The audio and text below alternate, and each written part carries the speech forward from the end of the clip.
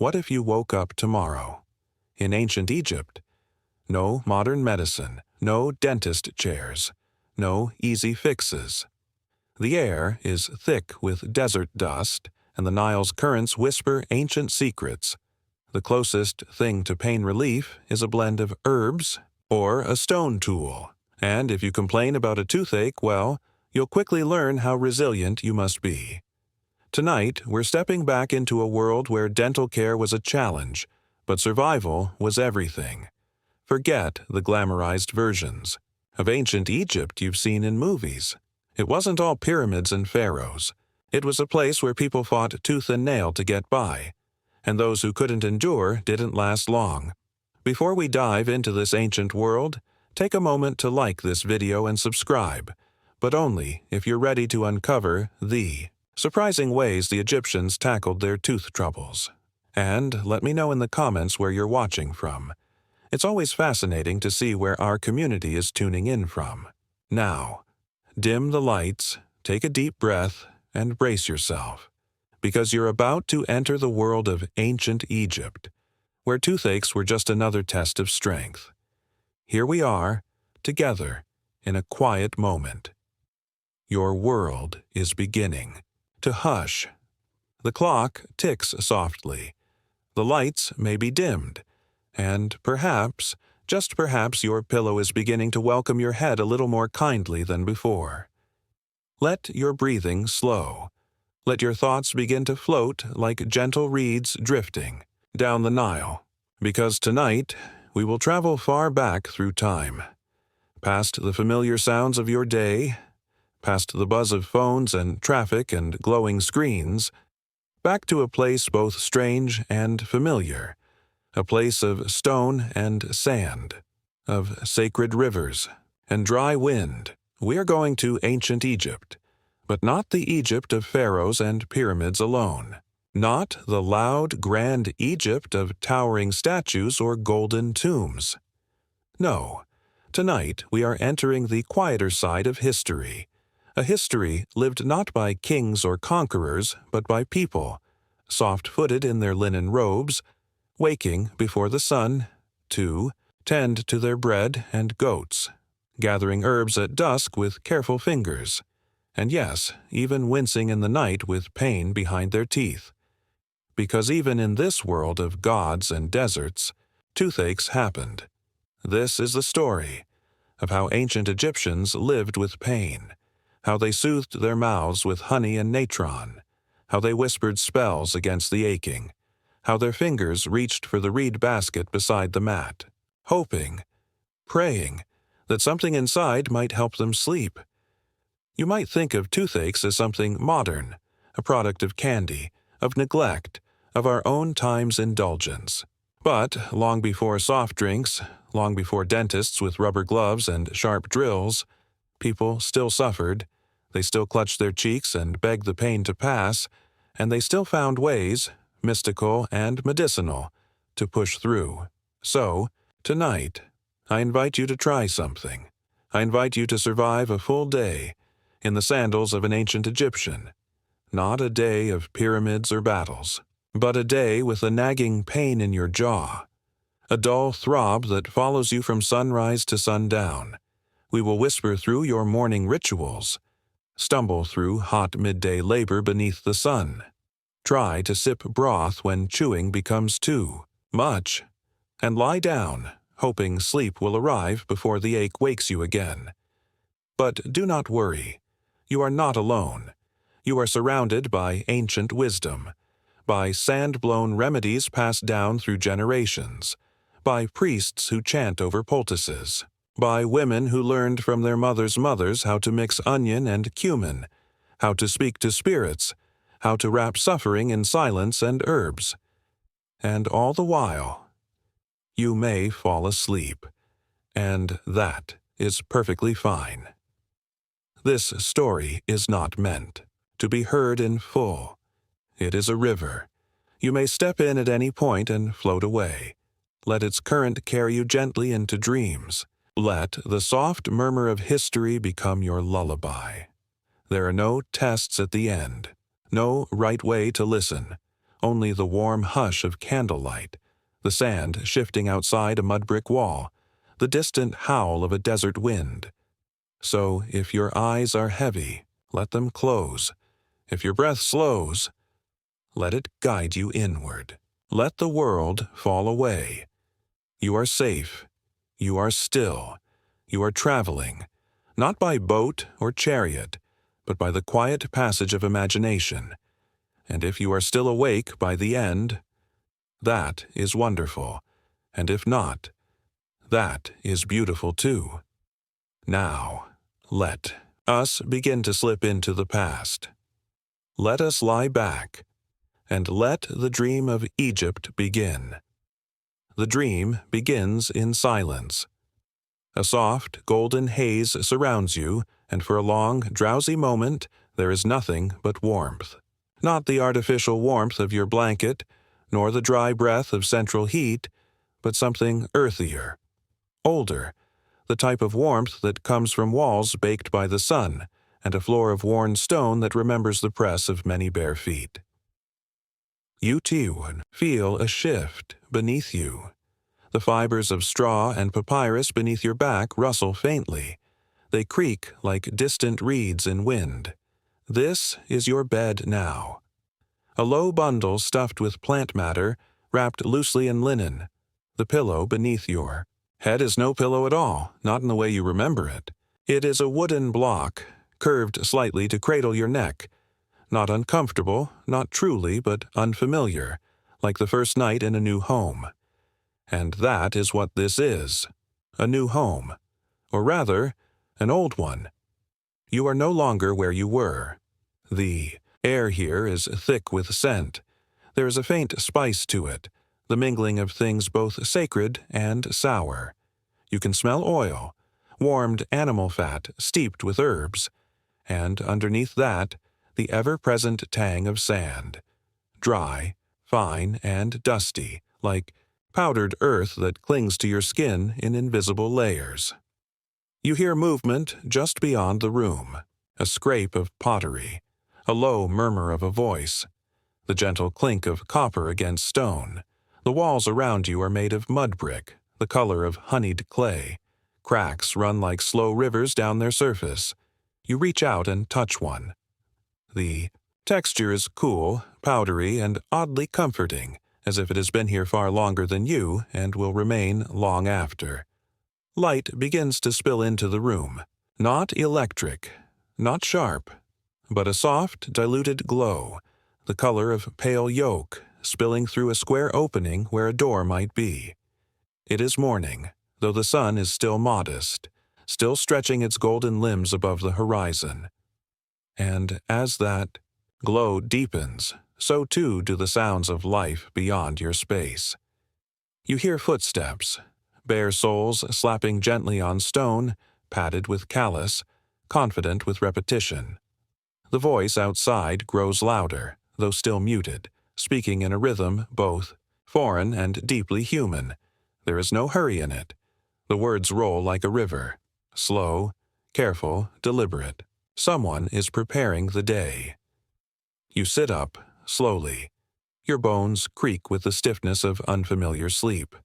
Your body feels different, wrapped not in cotton but in something looser, rougher, woven from flax. The linen shifts against your skin. With a whisper, its texture stiffened by many washings and sun-dryings. You smell it too, the faint aroma of ash and river water, of something once damp and now clean. The floor beneath you is uneven. Pressing your toes to it, you feel not the chill of tiles or carpet but the dusty touch of packed earth. Your fingers graze the nearby walls again, grounding yourself in texture. Everything feels handmade, sun-dried, assembled with human touch. Nothing here came from a factory. Nothing here is exact. And that, strangely, makes it feel more alive. You cross the threshold and step into the world. The morning air greets you not with chill, but with a dry, almost toasted warmth. The kind of warmth that tells you the sun is rising quickly, and the day will grow hotter still. Already the sky is a soft amber, pale near the earth and deepening. to blue above. It stretches endlessly with no cloud to interrupt it, no airplane to scar it. Just open, endless sky. Your village, if you can call it that, is stirring. Low, squat homes stretch around you, built close together, their walls almost blending into the sand itself. A few palm trees rise here and there, their fronds clattering gently in the wind like dried paper. Goats bleat softly nearby, their hooves clicking on stone. Somewhere, water drips rhythmically, perhaps from a broken jar or a child playing by the well. And there, in the middle of it all, is the Nile. It moves like a black ribbon through the tan of the land, its surface still in the early light. Birds skim across it, their wings trailing ripples. You smell it before you see it. The river has its own scent, a mixture of algae and silt, of moisture and ancient life. It is sacred here, though no one shouts its praises. They simply live beside it, as they always have. You feel the first, true sensation of hunger now, not urgent, not gnawing, but present. Your mouth is dry. Your stomach curls inward slightly. You are not sure what the day holds for you, but you know it will involve work, and the dull ache in your jaw. It begins to stir. It is not sharp, not yet, but it is there, behind one molar in the upper left. A pulse, a throb, a promise of discomfort that will follow you quietly through each hour. You press your tongue to it, curious, and wince. Yes, tender, inflamed, a toothache, your companion for the day. But you do not panic. No one here would. Pain is part of life, especially this kind. It visits everyone eventually. Farmers, bakers, children, elders, even scribes and priests. You do not run to a doctor because there is no doctor in the way you once understood. Instead, there are options. Herbs, oils, rituals, words spoken into bowls of honey, amulets worn over the chest, offerings made in the cool shadows of temples. The sun continues to rise. You feel it warming your shoulders. Dust dances in the light. A woman passes by with a jug balanced perfectly on her head. She glances at you, nods once, and continues on. A rooster crows. Somewhere nearby, a fire crackles to life. You have arrived. This is your world now. And in this world, you are not only trying to live, you are trying to live well, with a pain in your mouth and another day ahead. You do not yet know where you will go. But you know that time moves slowly here, that the days unfold gently, like linen drying in the sun. Take another breath. Feel the ground beneath you. The journey has begun. You are dressed now. Slowly, carefully, with the patience of a morning that holds no urgency. The linen that wraps around your body has been worn before. It has seen many sunrises, many fireside evenings, many rinsings in the river and beatings on flat rocks beneath the sun. It is coarse in some places and softened in others, its fibers fraying at the seams where fingers have adjusted it over and over again. The cloth is off-white, not pure, but warm with the memory of earth. It is the color of aged parchment, touched by dust and time. If you are a man, the linen kilt, called a shendit, folds around your hips and ties with practiced ease, leaving your chest bare to the rising heat. If you are a woman, the tunic hugs your shoulders and falls straight, a simple sheath that sways gently around your ankles as you move. There are no buttons, no fasteners, only knots and folds and the way gravity guides the fabric downward. Your feet remain bare for now. Sandals, if you have them, are simple and made of woven reeds or leather, their straps pressing gently into the skin. They are useful, but often saved for important tasks, or for those who walk into temples, or markets, or over roads that bite at the soles with stones and heat. The smell of your linen is a soft mixture of past and present. Ash from the hearth, oils from your skin, and the faintest trace of blue lotus from when you brushed past a drying bundle the day before. You tie a sash, or perhaps a cord, around your waist. It is not for decoration, though decoration is not unknown, but for keeping tools close, holding a pouch, securing a blade of copper or a reed of papyrus. Adornment here is humble but meaningful. A bracelet, perhaps of faience or carved bone, rests lightly on your wrist, clicking as you move. Beads dyed with ochre or ground malachite may encircle your neck, their colors muted by time, but still bright enough to speak of care. Even the poorest among you might wear amulets, tucked close to the chest, not for beauty, but for protection. A scarab, an eye, a tiny falcon carved by a relative's hand, and hair. Your hair, too, has its place in this life. It may be shaven, close to the scalp to keep cool and clean, or plaited with care. Wigs are common, made from human hair or woven plant fibers, worn not out of vanity but tradition, respect, and sometimes necessity. If your station is high, your head may carry scented cones of fat, melting slowly in the heat, perfuming your shoulders throughout the day. Everything you wear, every thread, every ornament, speaks softly of your place, your purpose, and the way the world expects you to walk through it. Now that you are dressed, you must remember how to carry yourself in this world, not with haste, not with noise, but with calm dignity. There is an order here, and you must move within it gently, lest you disrupt the subtle harmony that holds everything in place.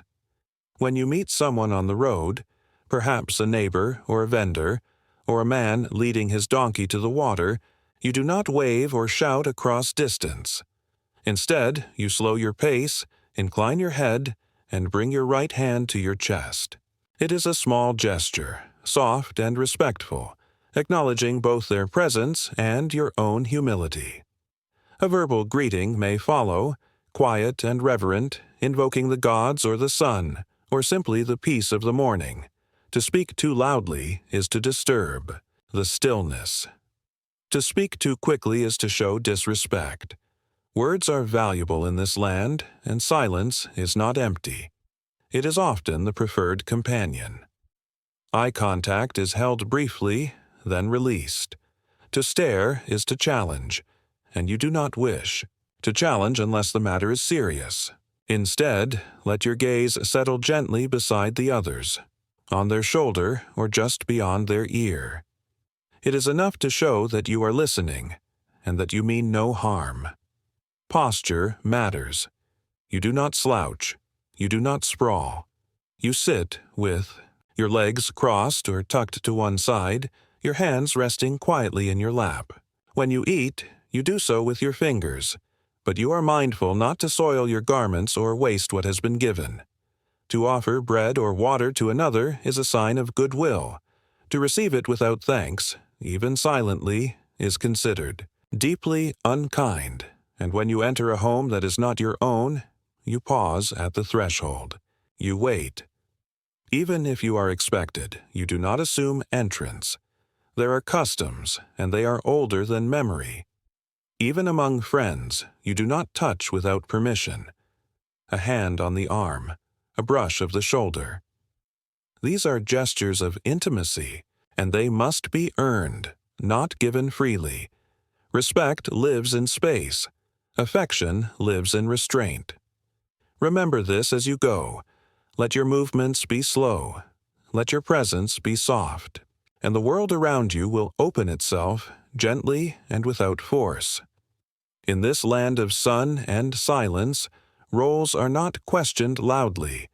They are passed down quietly, embedded into the rhythm of days and seasons, just as the river carves its path. Without shouting, if you are a man, you are expected to labor. Not always in fields, though many do, but in the world outside the home. You may dig irrigation canals or shape bricks in the sun. You may lead animals or write records or serve as a guard at a grain store.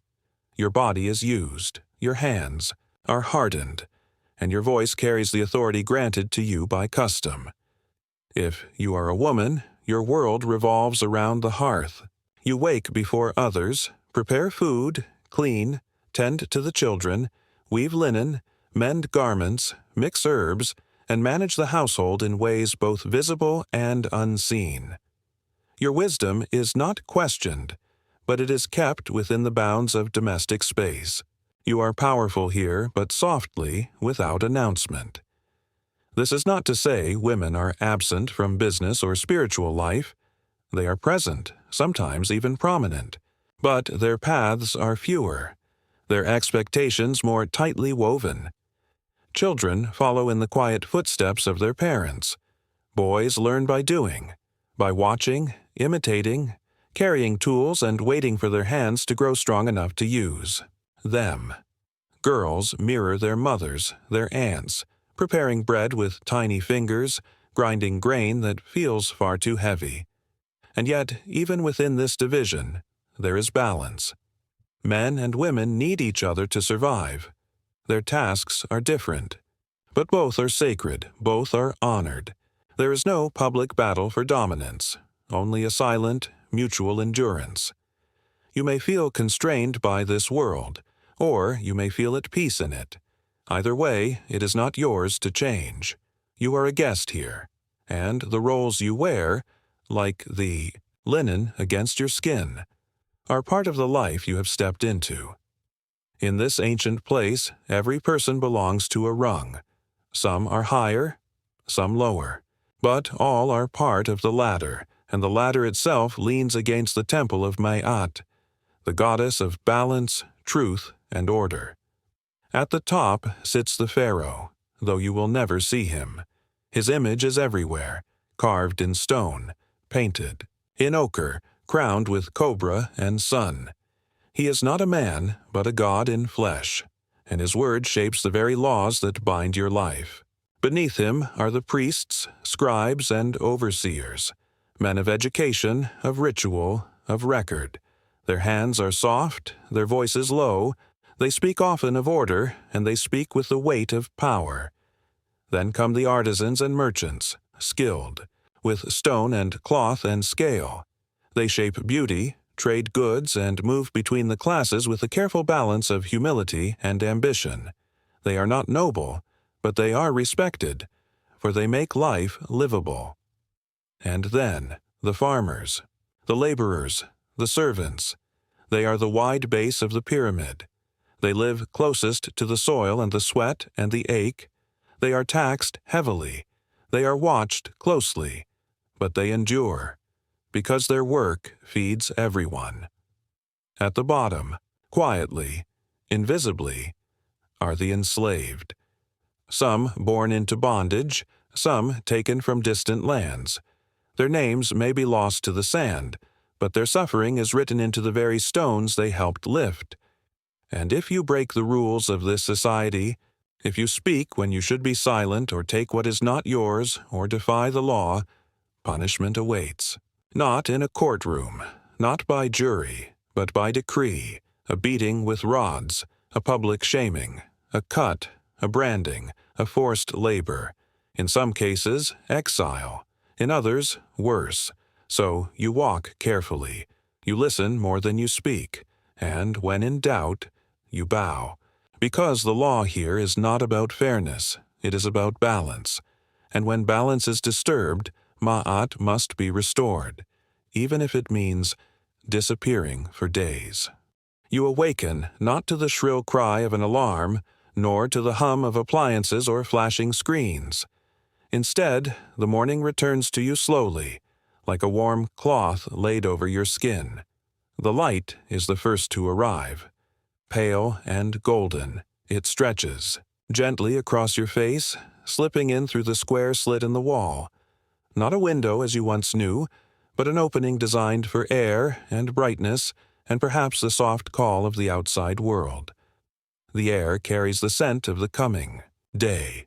It smells of warm clay, dry straw, and faintly of yesterday's fire, its ash still clinging to the hearth. You hear the creak of wood beside you, perhaps the low murmur of someone rising, a sibling or parent or companion who has already begun their morning without speaking. Your limbs are heavy, but they are used to this. You slept on a mat of woven reeds, your head resting in the gentle curve of a wooden neck rest. It is a sleep shaped not for comfort, but for necessity, and in this stillness your body remembers what it means to wake slowly, without resistance. You sit upright. The linen wraps around you softly, carrying the chill of night.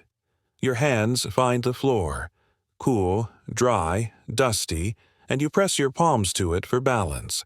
Your body creaks a little, but it does not complain. You are accustomed to the rhythm of early mornings, for in this land the sun rules the hours, and you must always wake before it claims the sky. There is no rushing. Everything moves like water poured slowly from a jug. You stand and stretch, your spine cracking gently, your toes curling against the worn floor. The first task is simple. You step outside. The light of dawn has grown. It bathes the village in a soft amber, and the horizon glows with promise. Smoke rises from a distant chimney. A rooster lifts its call into the sky, not loud but persistent. Goats shift in their pens, rustling straw with sleepy snorts. There is a rhythm to this hour, a shared understanding that the day has begun, but not yet arrived. You kneel beside a basin, a shallow bowl made of smooth clay. Its water is cool, drawn from a nearby well before the sun's rays could heat the stones. You splash it gently onto your face, and the shock of it wakes you fully. You feel it trail down your neck, soaking lightly into your tunic, and you breathe in the scent of mineral-rich water and earth. This is not a ritual of luxury. It is not scented or indulgent.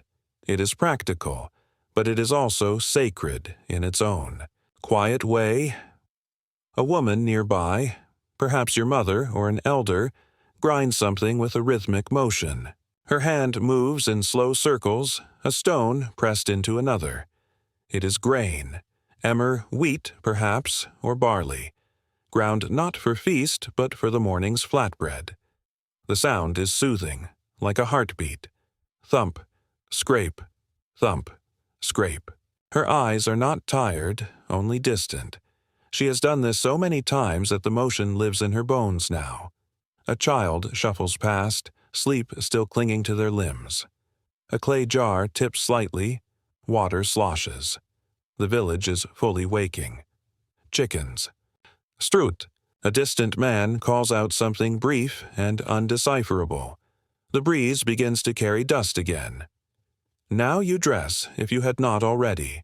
The linen is simple and smells faintly of river water and the smoke that clung to last night's fire. You tie your belt, straighten your tunic, and slide your feet into the sandals you saved for walking. They are stiff but necessary. The ground beyond the courtyard is rough, strewn with stone and thorn and the hardened remnants of the dry season. You do not eat yet, not fully. You may chew a small piece of bread if it is ready, or sip from a bowl of warm beer, thick and grainy. It is not intoxicating, not in the way your mind might expect, but nourishing, full of body and bitterness. Your teeth, however, do not welcome the bread today. You chew carefully, favoring the right side, the ache on the left sharp enough to remind you of its presence. You wince, but do not complain. There is work to be done. Pain is not a reason to stop, only to move more slowly. Beside the hearth, there is a small bundle wrapped in cloth. You know what it contains.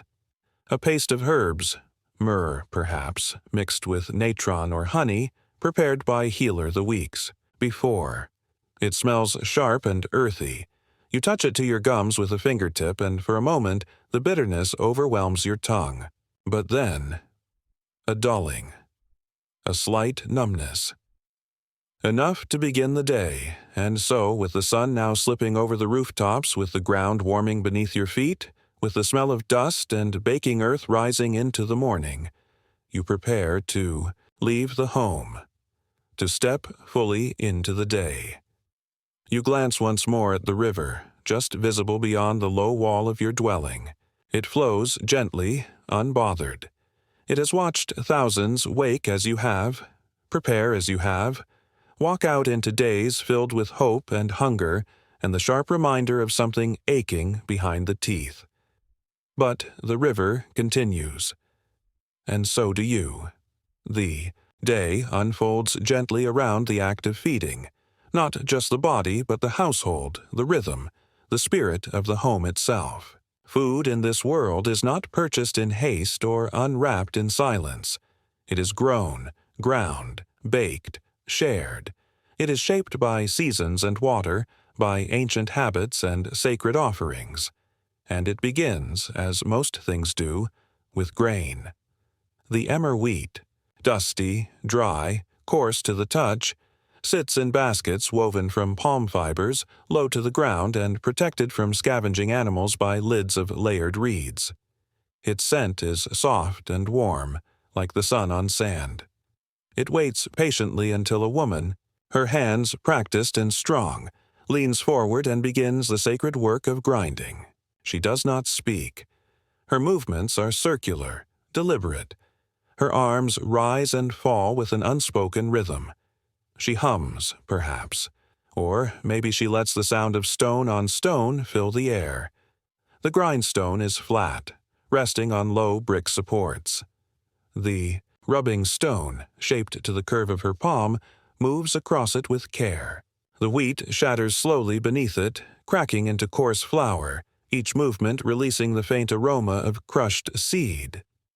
It takes time, and time here is not a luxury. It is simply what things require. Beside her, someone else tends the fire. It smokes lazily at first, licking up from a pit lined with smooth stones. Dry dung is used, or dessert brush, and it lights with a dry crackle that smells of earth and ash. There is no rush. The fire will grow when it is ready. Flames do not. Answer to impatience. You watch as a flat clay griddle is placed above the flames. Already blackened by countless meals, it absorbs heat with quiet obedience. The flour is mixed with water, not measured but felt, into a dough that clings to the fingers and leaves soft streaks across the forearm. It is shaped into flat discs, no thicker than a finger, and laid upon the hot clay. They cook quickly, releasing a scent that is deeply grounding. The bread begins to brown, its edges lifting slightly, curling upward with bubbles that promise warmth and sustenance. A child watches with wide eyes, eager. The cook swats them gently away, laughing softly, but tears a piece of the first loaf and passes it down anyway. The child chews, solemnly, their cheeks full and warm. The food is dry, gritty from the millstone, but nourishing. Bread is the body of life here.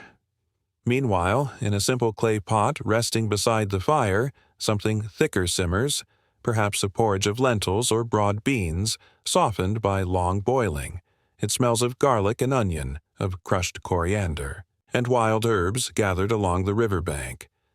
The mixture bubbles quietly, releasing little clouds of steam that carry the soul of the day into the air. You breathe it in deeply. It stings slightly but comfortingly behind your eyes. Dates and figs, stored in woven baskets and kept cool with damp cloths, provide sweetness. Their sugars are natural, sticky, dark. Sometimes they are mashed and mixed with honey into dense, chewy rounds that can be carried into the field or tucked away for festivals. Honey, though rare and precious, is treasured, harvested from hives kept on rooftops, its golden color protected like treasure. If fish has been caught, and if the household is lucky, it will be gutted and rubbed with salt, perhaps cooked over open flame or dried on stones for preservation. The scent is strong, pungent, carried on the breeze and noted by every neighbor. Fish means protein. It means richness. It may not come again soon. Meat, however, is rarer still. Reserved for festival days, religious offerings, or funerals, it is not part of daily life for most. When it appears, perhaps goat or duck or offal, cooked into a thick stew, the entire home becomes quiet, reverent. The preparation is slow, the aroma intoxicating, but you, like most others today, will eat simply. Bread, lentils, beer. The beer is not what you remember. It is thick, almost chewable, brewed from fermented bread and water. It is consumed not from glasses, but from bowls, or clay mugs, and it nourishes more than it intoxicates. It smells yeasty, sour, with hints of wild herbs and the earthen scent of fermentation. You sip carefully, letting it rest on your tongue. It fills you. The meal is taken squatting or seated on low stools. There is no table, no ceremony beyond. What the moment requires. You eat with your fingers. You tear bread in silence, dip it into warm bean mash, and chew. Slowly, deliberately. The ache in your jaw flares once more, and again you shift the food to the other side. There is no complaint, only a moment's pause, perhaps a hand against your cheek. And then the meal continues. You are not alone. Meals are communal, even in their simplicity. A mother feeds a baby from her own hand. An elder tells a story in a voice barely above a whisper. A young boy sneaks another date thinking no one sees. Laughter rises, but only briefly, like a bird startled from a branch. Here is no retirement, only slowing. And yet, in the midst of this movement, there is peace. The body falls into labor like a hand into water, instinctively, without need for thinking. You lose yourself in the rhythm. You forget your name.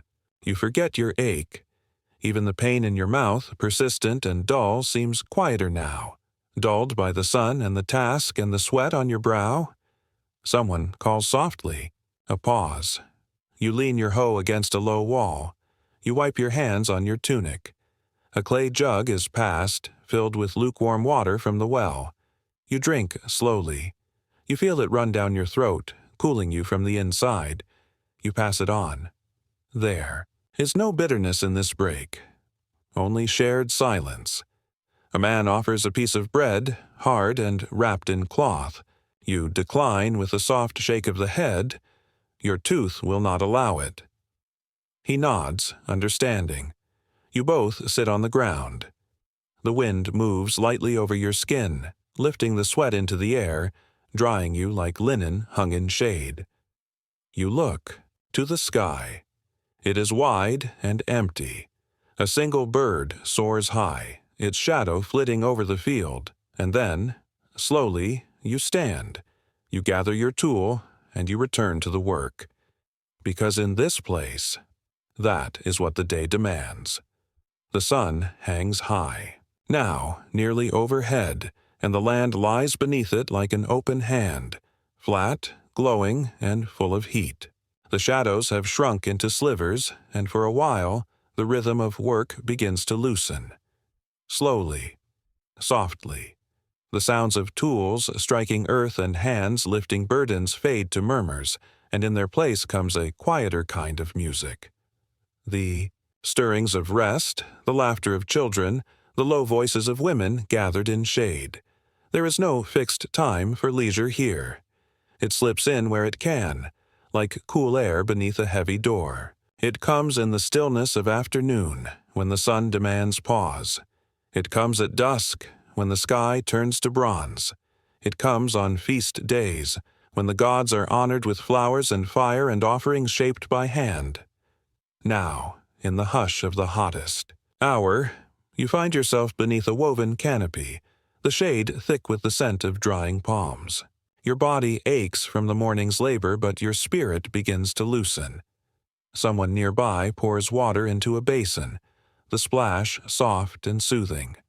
A few steps away, a group of children toss smooth stones in the dirt, shouting softly, chasing the tumbling pieces with outstretched arms and sand-covered feet.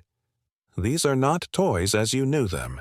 They are scraps of pottery, bones polished by time, figures carved from clay or wood. Simple, yes, but held in hands that make magic of simplicity.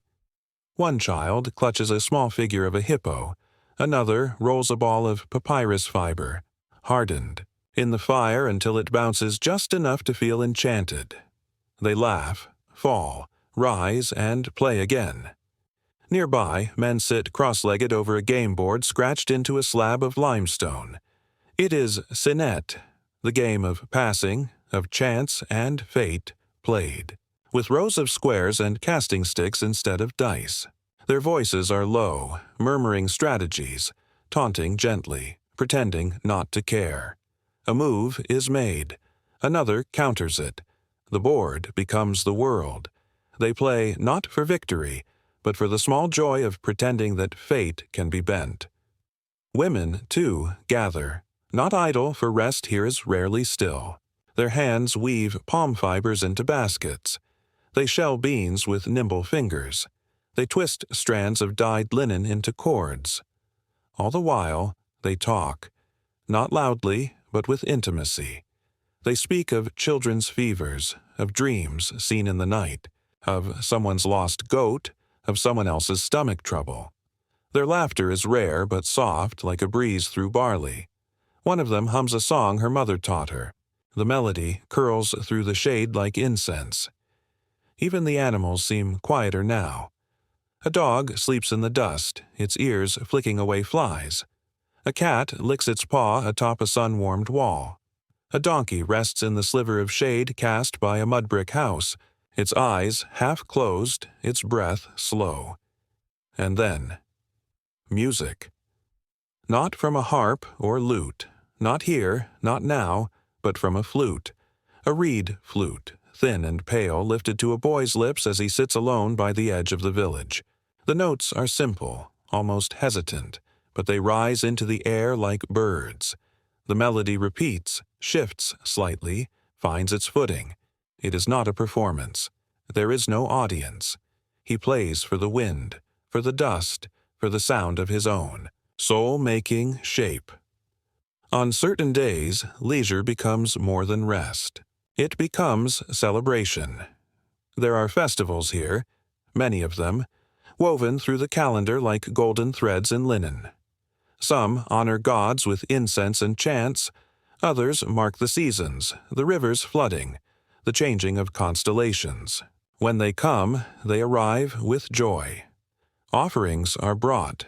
Altars are adorned with flowers, bread, and honeyed cakes. Priests chant in low tones, swinging censers that trail clouds of fragrant smoke through the streets. Children wear fresh garlands around their necks.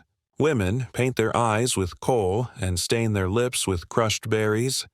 Men dust their tunics, oil their hair, and walk with proud shoulders. The village becomes a hum of sound, drums, flutes, clapping, singing. Someone dances, hips swaying, to the beat, arms raised toward the sun. Others join, slowly, letting the rhythm lead. You stand at the edge of it all, your mouth aching faintly but your spirit lifted. The pain has dulled with the day's distraction, or perhaps with the honey you dabbed on your gum before stepping into the sun.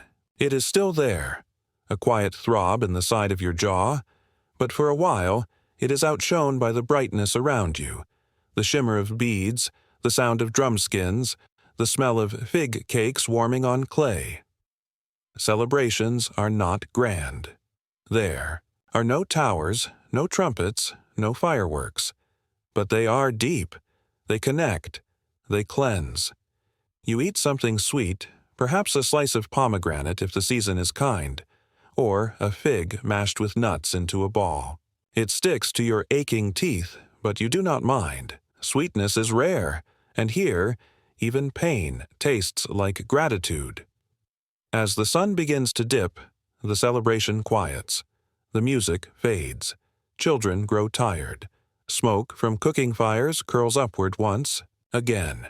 The games are packed away. The laughter becomes murmur.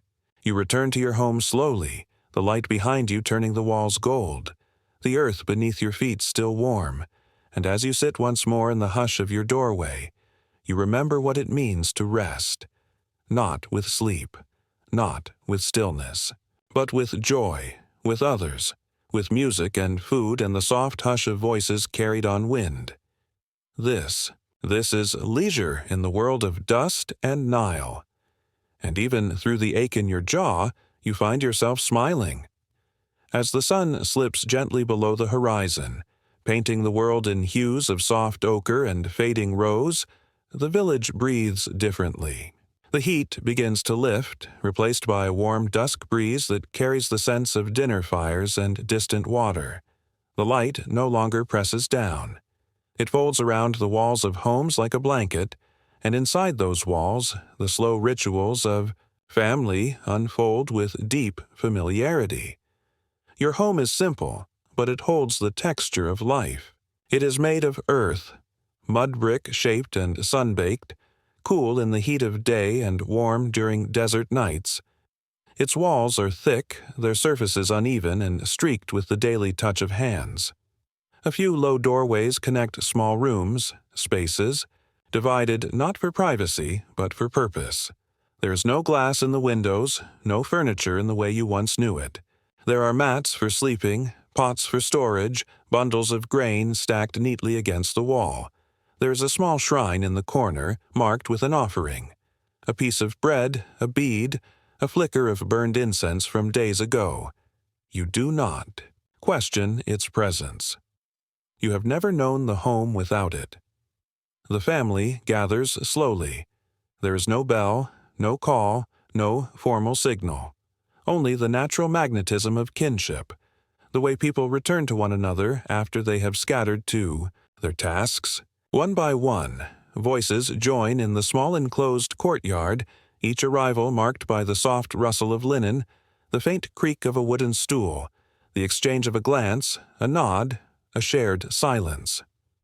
A mother sits near the fire, her eyes half-lidded from the day, but her hands still busy, stitching a tear in a tunic or preparing something mild to sip, a brew of herbs meant for calming bellies or helping sleep find the children faster.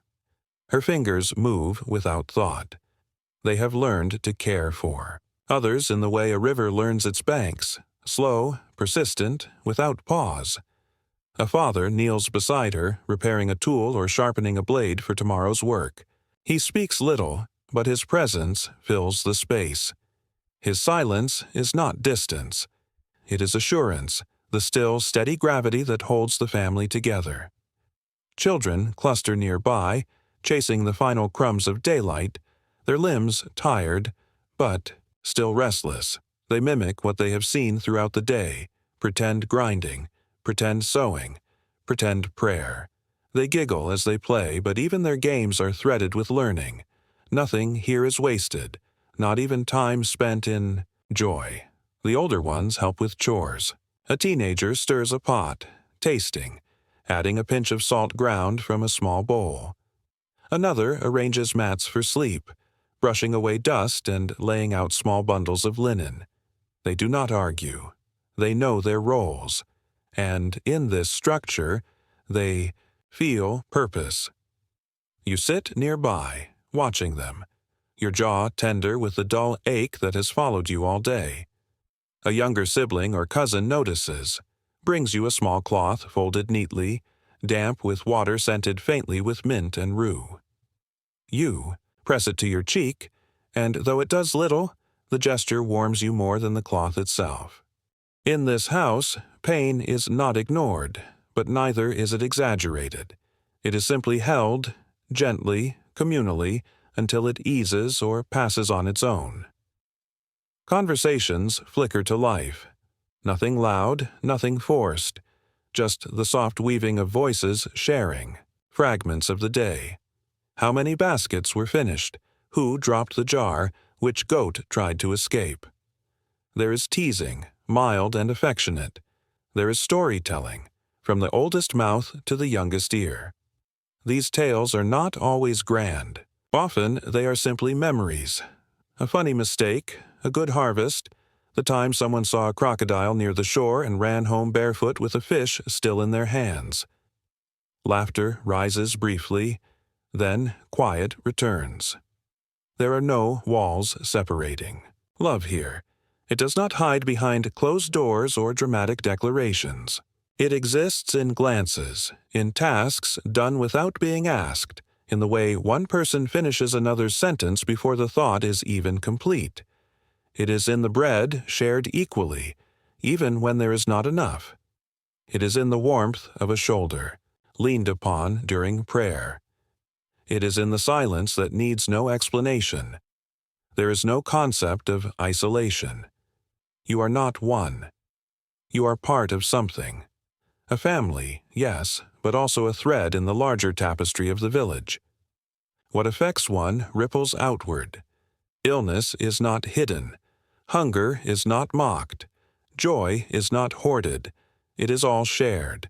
Even grief, when it comes, is passed from hand to hand like water in a jug, heavy but manageable when held together.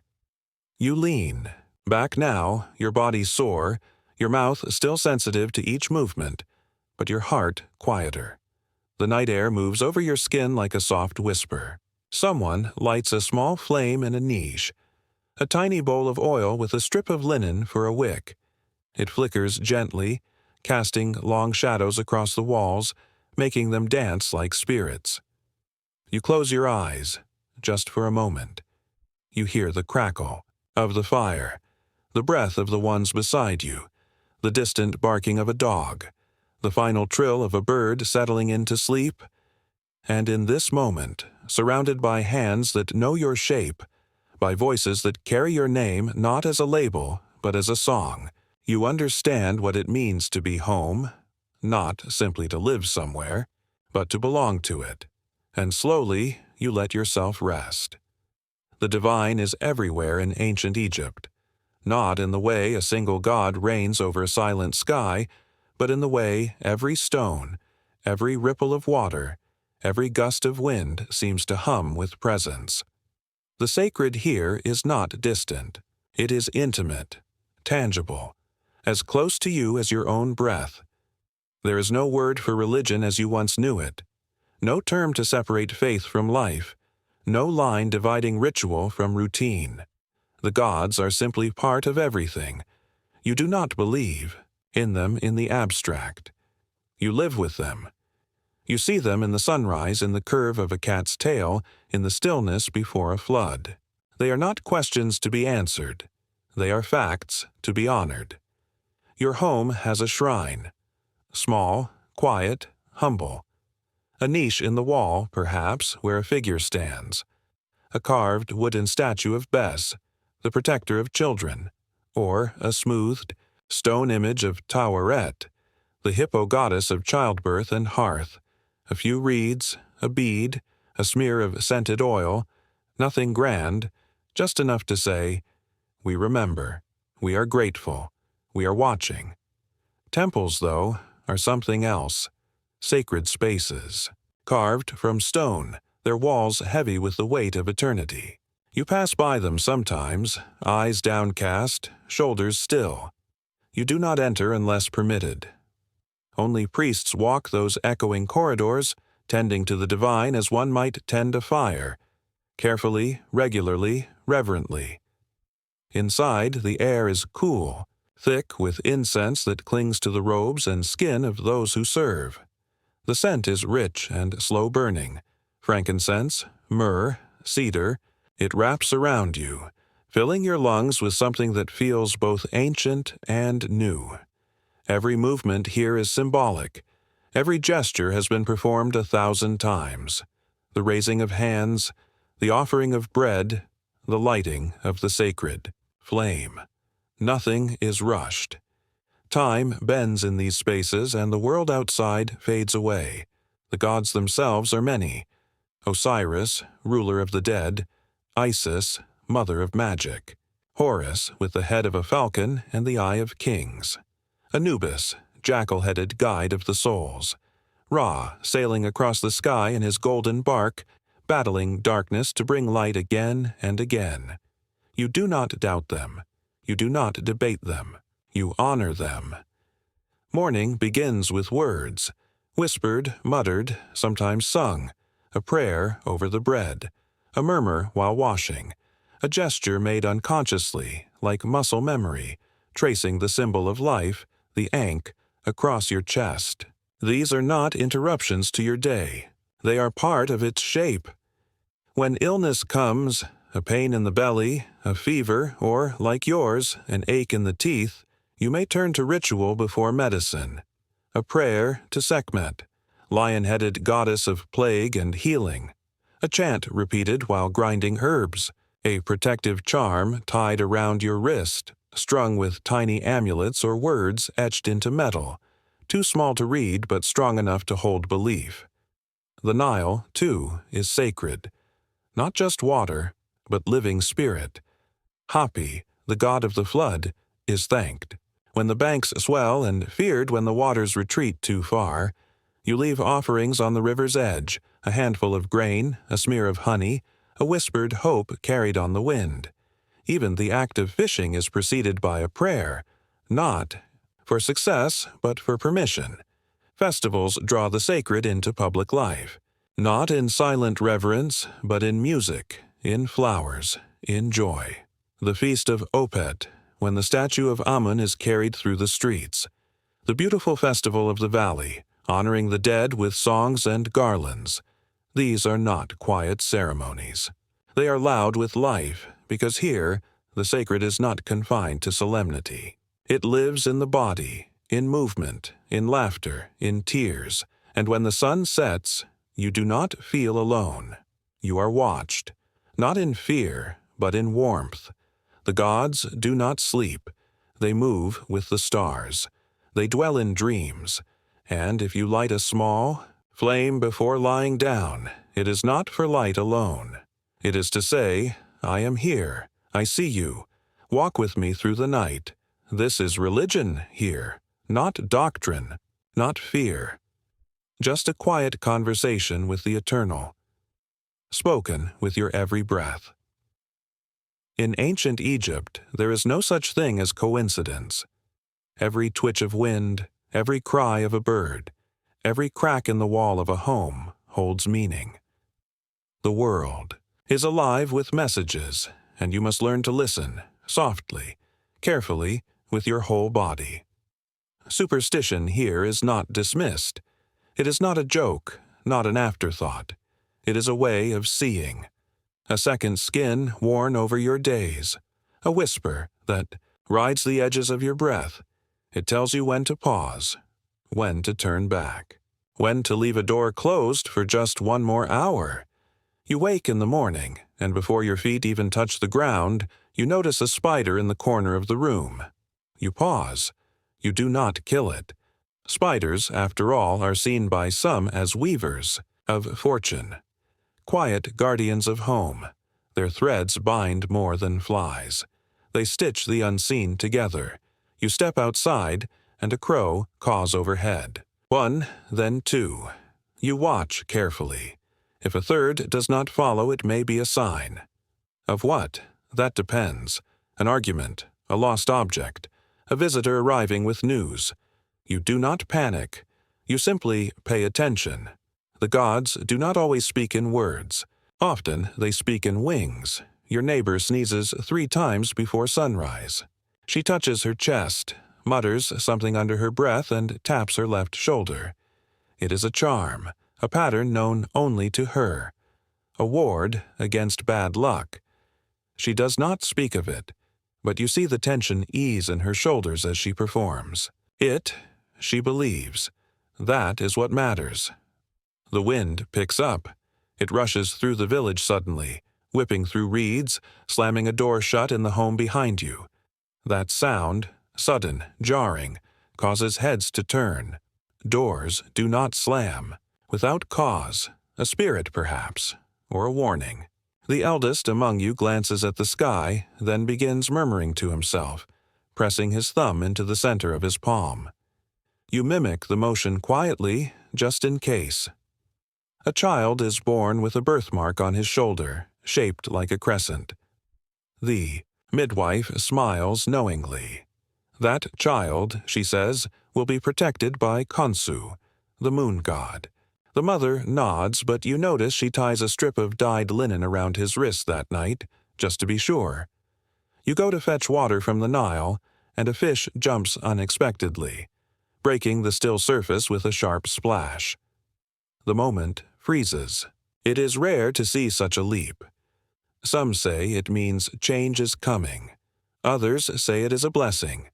Either way, you return home more slowly, glancing behind you once or twice, eyes soft with thought. If your left eye twitches, it is considered good. If your right eye twitches, you watch your words that day. If a clay pot shatters before it is used, you bury the pieces in the earth, never in the trash. Shards carry memory, and broken beginnings must not linger in the home. Even the ache in your jaw, constant now, sharp with movement, dull with rest, is not seen as a simple matter of rot or bone. Some believe pain like this may be a sign of imbalance, not just within the body, but within the soul. Perhaps something was left undone, perhaps a vow forgotten. A healer might offer herbs, but she may also suggest words, a phrase to speak, aloud when alone, something rhythmic, calming, protective. Hiccups are a sign that a spirit is trying to speak through you. It is not always serious. Perhaps a message left behind by a recently departed elder, something you must pay attention to in the coming days. A child with hiccups may be told to say the names of their ancestors until the spasms stop. This is not for healing. This is for listening. Dreams, too, are sacred. They are not fragments of sleep. They are messages, journeys taken by the ka, the soul, while the body rests. You may wake with a phrase in your mind, or an image, a falcon circling the sun, or a field that floods with blood. These are not ignored. They are shared in hushed voices over morning bread. Someone will always have a thought, a connection, an interpretation drawn from memory or myth. You do not walk blindly through your day. Your senses are open. Your steps are cautious, not from fear, but from reverence. The world is layered, and the topmost layer, what you see, what you touch, is the thinnest. Beneath it, everything is whispering. And so you whisper back. A word here, a token there, a charm hung above the door, a pattern traced into flour, before baking, a glance at the moon before sleep. You do not need to understand it all. You only need to listen. When the stars begin to scatter across the deepening sky, and the smoke from cooking fires fades into the night air, a hush falls across the village, not from fear, but from reverence. It is in this hour, when the world grows still and the mind softens with fatigue, that the oldest stories return. They slip between cracks in the walls, nestle beside sleeping goats, and settle like soft ash in the corners of the room. You sit on a woven mat, legs folded beneath you, the ache in your jaw flaring slightly from the cool air and the strain of chewing at supper. But your mind is elsewhere now, drawn into a tale told in low tones by a voice so familiar it might as well belong to the land itself. You are hearing of Osiris. He was the just one, the green-skinned king, the bringer of agriculture, of order, of peace, beloved by all except by one, his brother Set, whose heart twisted with jealousy. Set lured Osiris into a coffin, nailed it shut, and cast it into the Nile. The river carried him far, and the world grew dim without him. Crops withered. Voices hushed. Balance faltered. But Isis, his devoted wife, did not sleep. She searched every reed bed, every shoreline, every twisted root of the Nile's edge, until she found his body and hid it. Set, furious, discovered the hiding place and tore the body into pieces, scattering them across the land like broken promises. Still, Isis did not give up. She gathered him again, part by part, wrapping him in linen, breathing life back into bone, singing words older than time itself. And so, Osiris became the ruler of the underworld. Not dead, not living, but eternal. The storyteller's voice softens. You feel something stir, a weight, a memory, not yours exactly, but one that lives inside the bones of everyone born near this river. The tale shifts. You are now hearing of the sun god Ra, who sails across the sky by day in a boat of fire casting warmth over all the living. But at night he journeys through the Duat, the underworld, where serpents rise, demons whisper, and the great serpent Apophis tries to swallow him whole. Each night he must fight, each night he must win, and each morning his victory is marked by the rising of the sun. This is not metaphor. This is not story for the sake of amusement. This is explanation. This is how the world works. Without these battles, dawn would not return. Without Isis, the fields would not grow. Without Maat, the feather of truth, the measure of all justice, the very air would crumble into chaos. You shift slightly, listening as another tale begins. Perhaps one you have heard many times, the story of the Bennu bird, radiant and solitary, who rises from the ashes of its own flame. It comes only once every 500 years, a sign of rebirth, a signal that something lost will return again, though not as it was before. You wonder quietly if the ache in your tooth might vanish like that, flaring, fading, then being reborn into health. But pain, unlike myth, often lacks resurrection.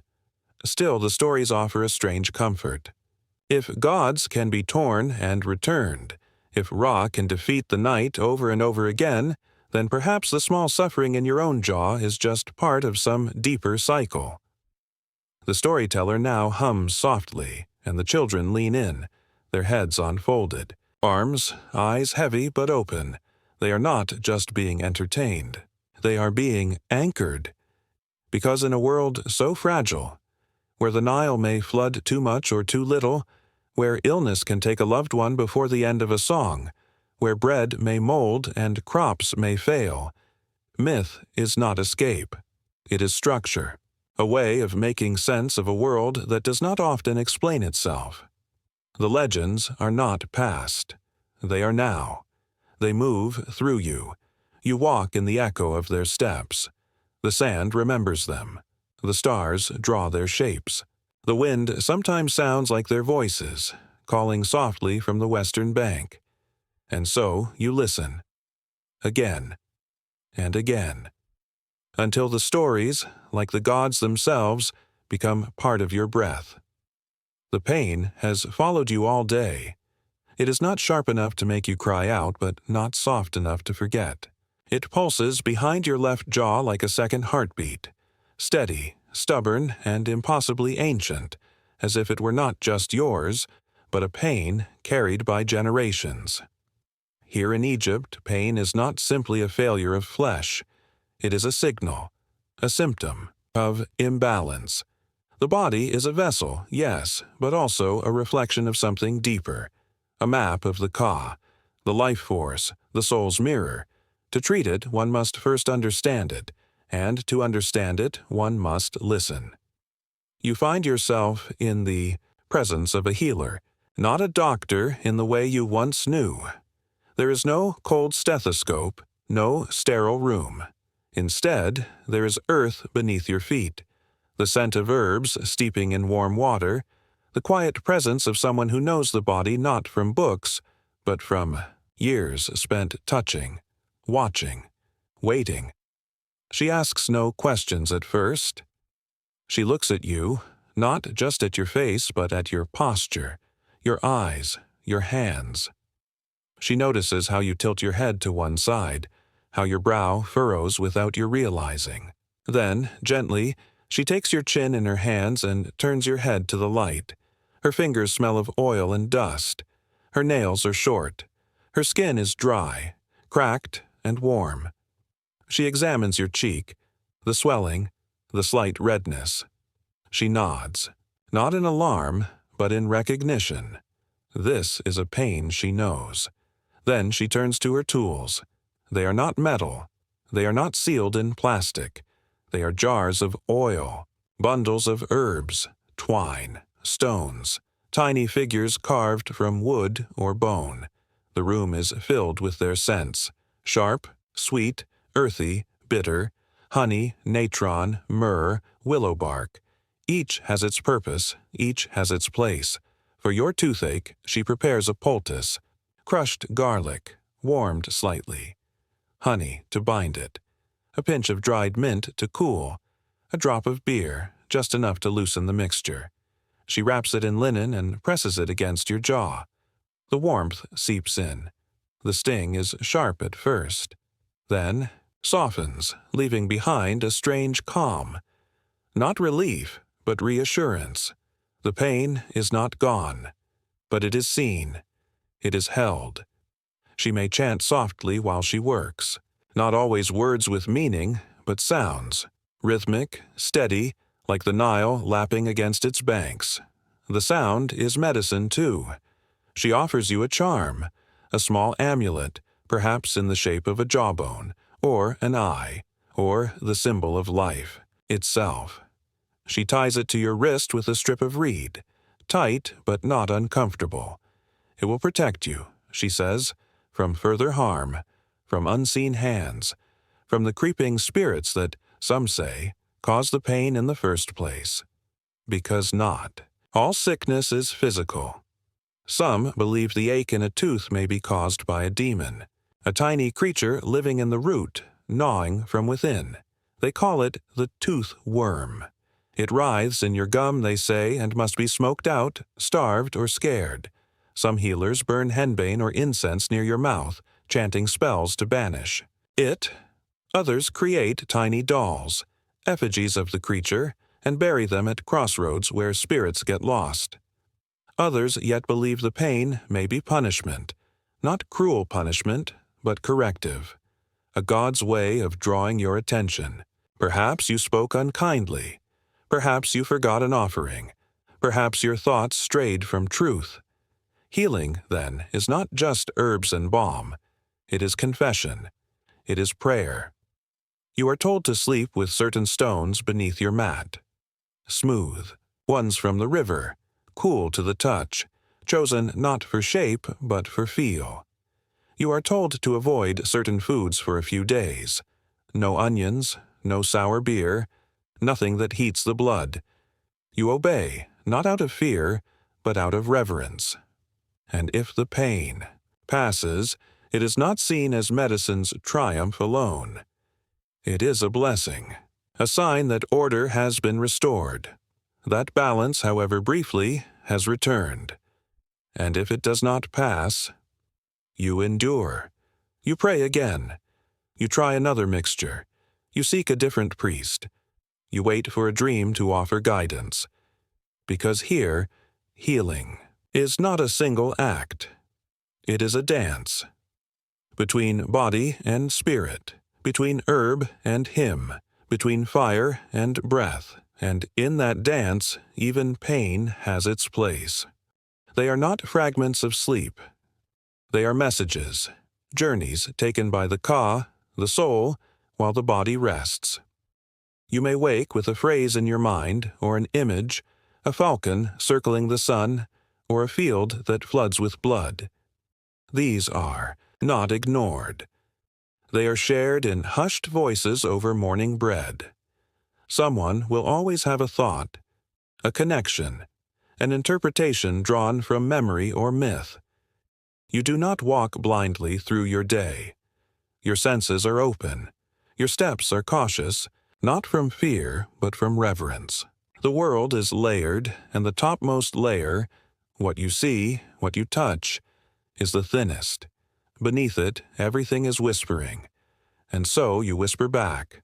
A word here, a token there, a charm hung above the door, a pattern traced into flour, before baking, a glance at the moon before sleep.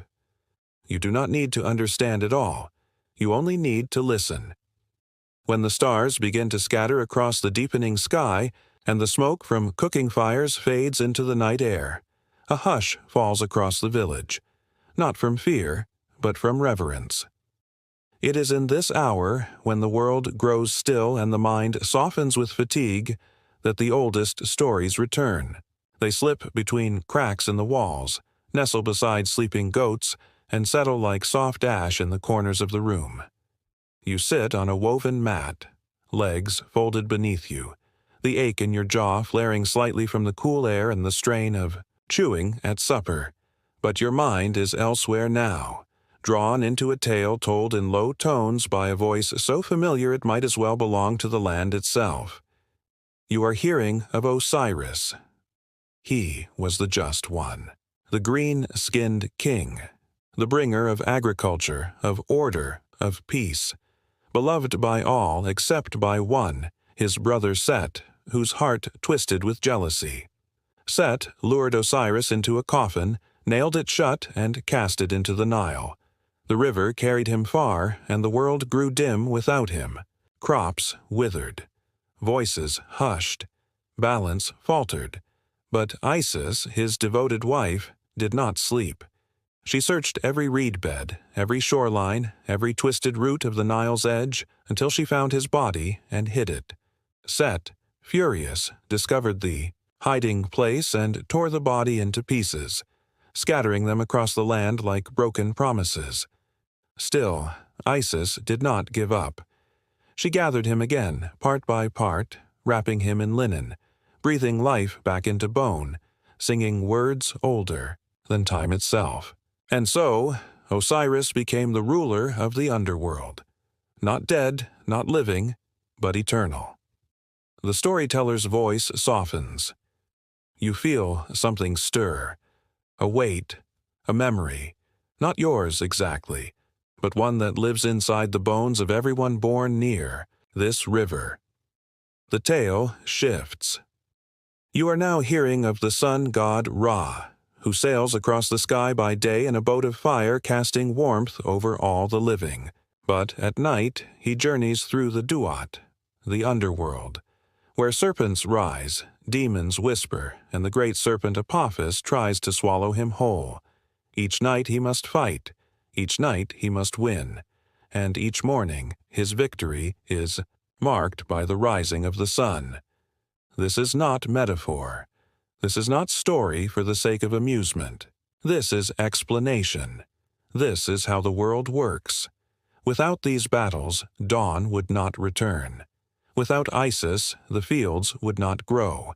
Without Maat, the feather of truth, the measure of all justice, the very air would crumble into chaos. You shift slightly, listening as another tale begins. Perhaps one you have heard many times, the story of the Bennu bird, radiant and solitary, who rises from the ashes of its own flame.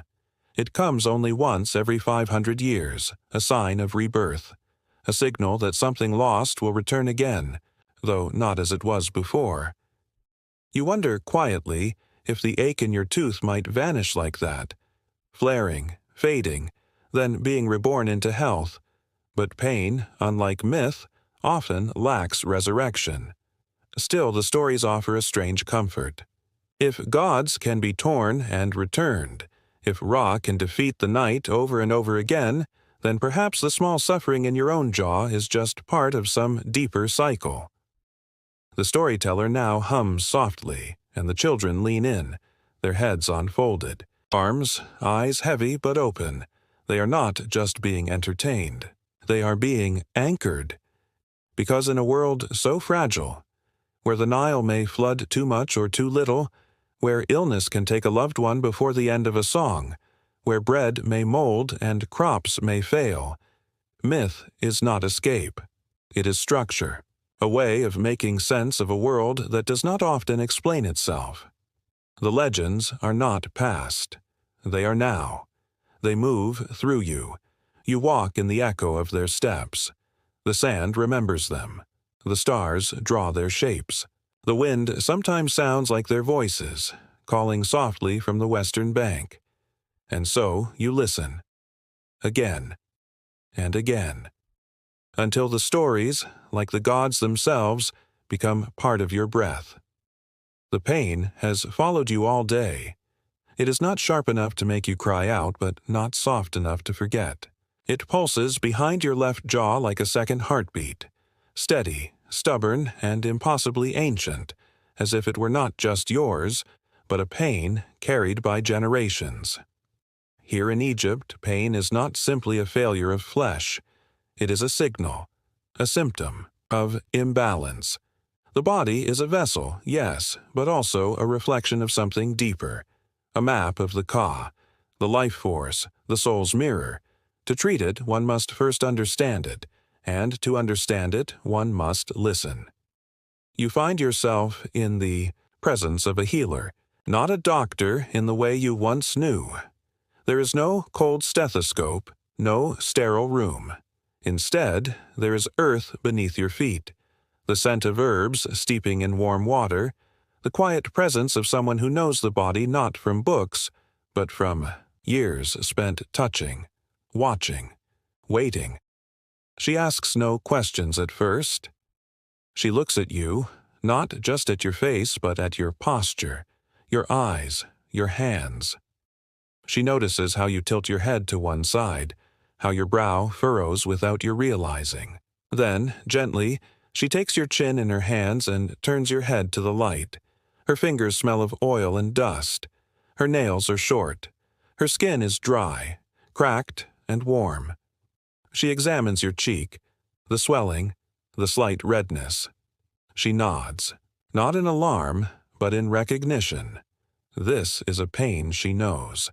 Then she turns to her tools. They are not metal. They are not sealed in plastic. They are jars of oil, bundles of herbs, twine, stones, tiny figures carved from wood or bone. The room is filled with their scents, sharp, sweet, earthy, bitter, honey, natron, myrrh, willow bark. Each has its purpose, each has its place. For your toothache, she prepares a poultice, crushed garlic, warmed slightly, honey to bind it, a pinch of dried mint to cool, a drop of beer, just enough to loosen the mixture. She wraps it in linen and presses it against your jaw. The warmth seeps in. The sting is sharp at first, then softens, leaving behind a strange calm. Not relief, but reassurance. The pain is not gone, but it is seen. It is held. She may chant softly while she works, not always words with meaning, but sounds, rhythmic, steady, like the Nile lapping against its banks. The sound is medicine, too. She offers you a charm, a small amulet, perhaps in the shape of a jawbone, or an eye, or the symbol of life itself. She ties it to your wrist with a strip of reed, tight but not uncomfortable. It will protect you, she says, from further harm, from unseen hands, from the creeping spirits that, some say, cause the pain in the first place. Because not. All sickness is physical. Some believe the ache in a tooth may be caused by a demon, a tiny creature living in the root, gnawing from within. They call it the tooth worm. It writhes in your gum, they say, and must be smoked out, starved, or scared. Some healers burn henbane or incense near your mouth, chanting spells to banish it. Others create tiny dolls, effigies of the creature, and bury them at crossroads where spirits get lost. Others yet believe the pain may be punishment, not cruel punishment, but corrective, a God's way of drawing your attention. Perhaps you spoke unkindly. Perhaps you forgot an offering. Perhaps your thoughts strayed from truth.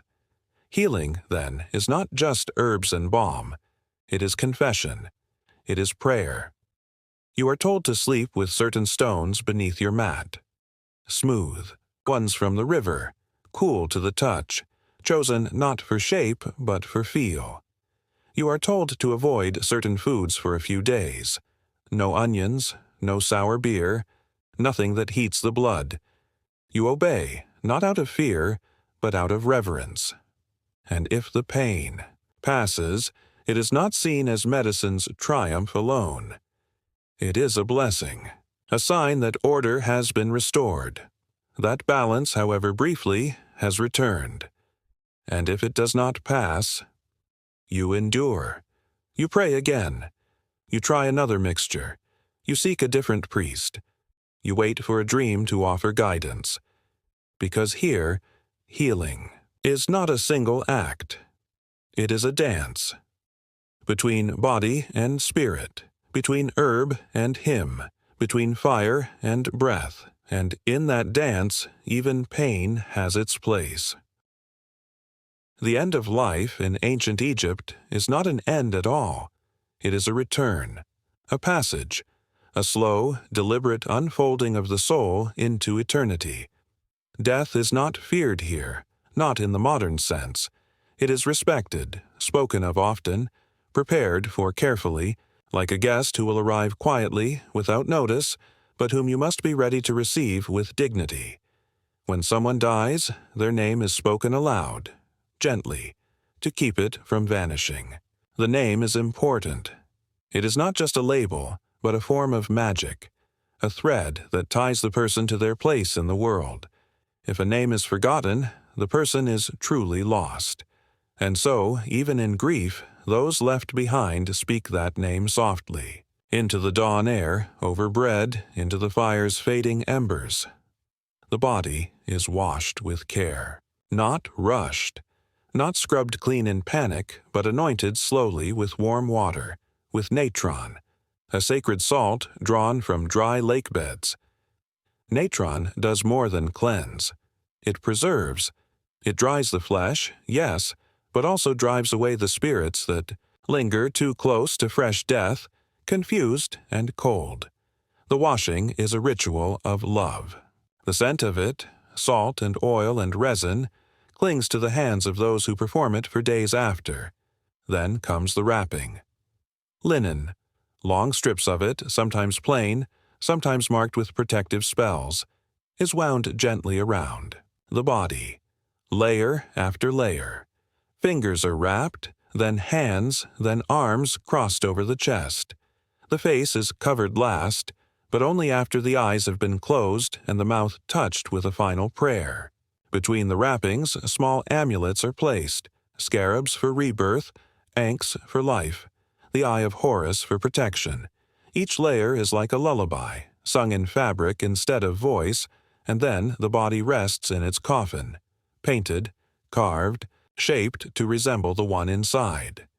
Not for vanity, but for recognition, so that the soul, the Ba, can find its way back after it has flown. The burial itself is solemn, but full of purpose. The tomb is not a cold place of forgetting. It is a home, a place of return.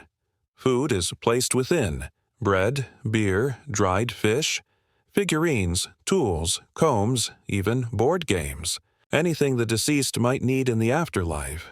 These items are not symbolic. They are functional, just waiting to be used again on the other side.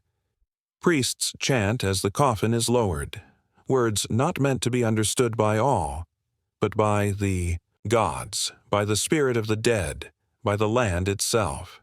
Smoke rises from incense pots. Flowers are scattered. Sometimes a quiet wailing begins. Not performative, but deep and rhythmic, a sound that pulses from the stomach. Mourning is not hidden. Here, it is sung into the earth. And then the soul begins its journey.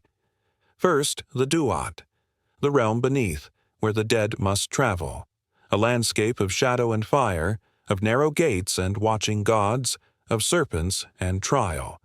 The Ba, the soul, depicted as a bird with the face of the deceased, flies through it, guided by spells from the Book of the Dead, spoken aloud or painted on the tomb walls. These spells are not just words, they are maps, compass, and light. At the journey's end stands a scale. On one side, the feather of Maat, the divine truth, the perfect balance. On the other, the heart of the deceased, not the brain, which was often discarded, but the heart which held memory, emotion, will. If the heart is heavy with wrongdoing, it sinks. And waiting beside the scale is Amit, part lion, part Hippo, part crocodile, ready to devour any soul that fails the test. But if the heart is light, if the balance is kept, the soul is welcomed into the field of reeds, a place of eternal peace. Here the Nile flows gently, crops grow tall and golden, families reunite. Pain fades, the sun never scorches. You are given all that was lost, all that was longed for. And so, even now, even with the ache in your mouth and the fatigue in your limbs, you take comfort in this promise, that one day, when your own time comes, your name will be spoken. Your hands will be wrapped in linen, your heart will be weighed, and if you have lived with kindness, with balance, with offerings and honesty, you will pass. And beyond the desert of death, in the golden light of forever, there will be no pain. Only light, only rest, only home. His name was Hemu, though many had other names for him, names whispered behind hands, names muttered beneath breath, some affectionate, some less so. He was not a priest, not a scribe, not a craftsman. Hemu did not quite belong to any one trade or title. He floated along the edges of things like a stray reed bobbing in the Nile, drifting between households, between jobs, between expectations. He lived in a small lean-to at the edge of the village, a structure barely large enough to lie down in, its walls woven from date palm fronds and patched with cloth, pots, feathers, and once, curiously, a broken oar. No, one knew where the oar had come from. No one asked. In the mornings, Hemu rose late, not because he was lazy, but because he said dreams had to finish what they started. He claimed that if you woke too soon, your dreams would wait for you with arms crossed, angry and unfinished, and then you would spend your whole day out of step. So he slept, and when he woke, he stretched long and slow, muttering conversations with the sky. Then he would stroll barefoot through the village, whistling a tune that never seemed to end, stopping only to ask questions that made no sense. If two people were arguing over the price of onions, he might walk up and say, "If onions could talk, which god would they pray to?" Then he'd wander away, leaving silence behind him like the ripples of a fish just beneath the surface. Children followed him often, partly out of curiosity, partly because Hemu made them laugh. He would balance a pot on his head and walk backward. He would pretend to speak with frogs. He would ask a goat for advice on politics.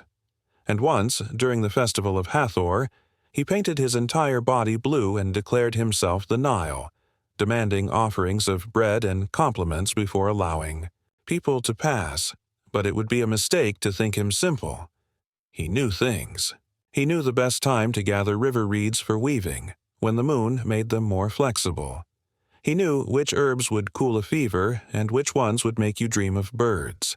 He knew which priest drank too much of the sacred beer, and which wife whispered her sorrow into the well each night when no one was listening, and he knew about pain, not just the funny kind, the stubbed toe, the bee sting, the too-hot porridge.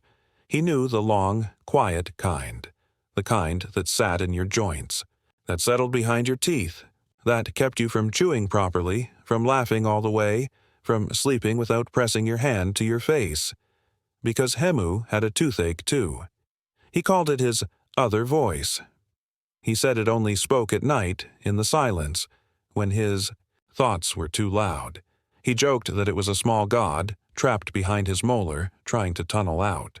He gave it a name, Tipu, which meant mouth, and sometimes he would tilt his head and pretend to argue with it in front of strangers. But those closest to him noticed how he chewed only on one side, how he carried a pouch with bits of herbs and honeyed bark. How sometimes, late at night, he would press his palm to his cheek and hum very softly, rocking slightly, as if to soothe a child that no one else could see. Hemu never married. He never settled. But when someone lost a loved one, he was the first to arrive and the last to leave. He would sit beside the body in silence, not praying, not speaking, just present, as if his very stillness was an offering.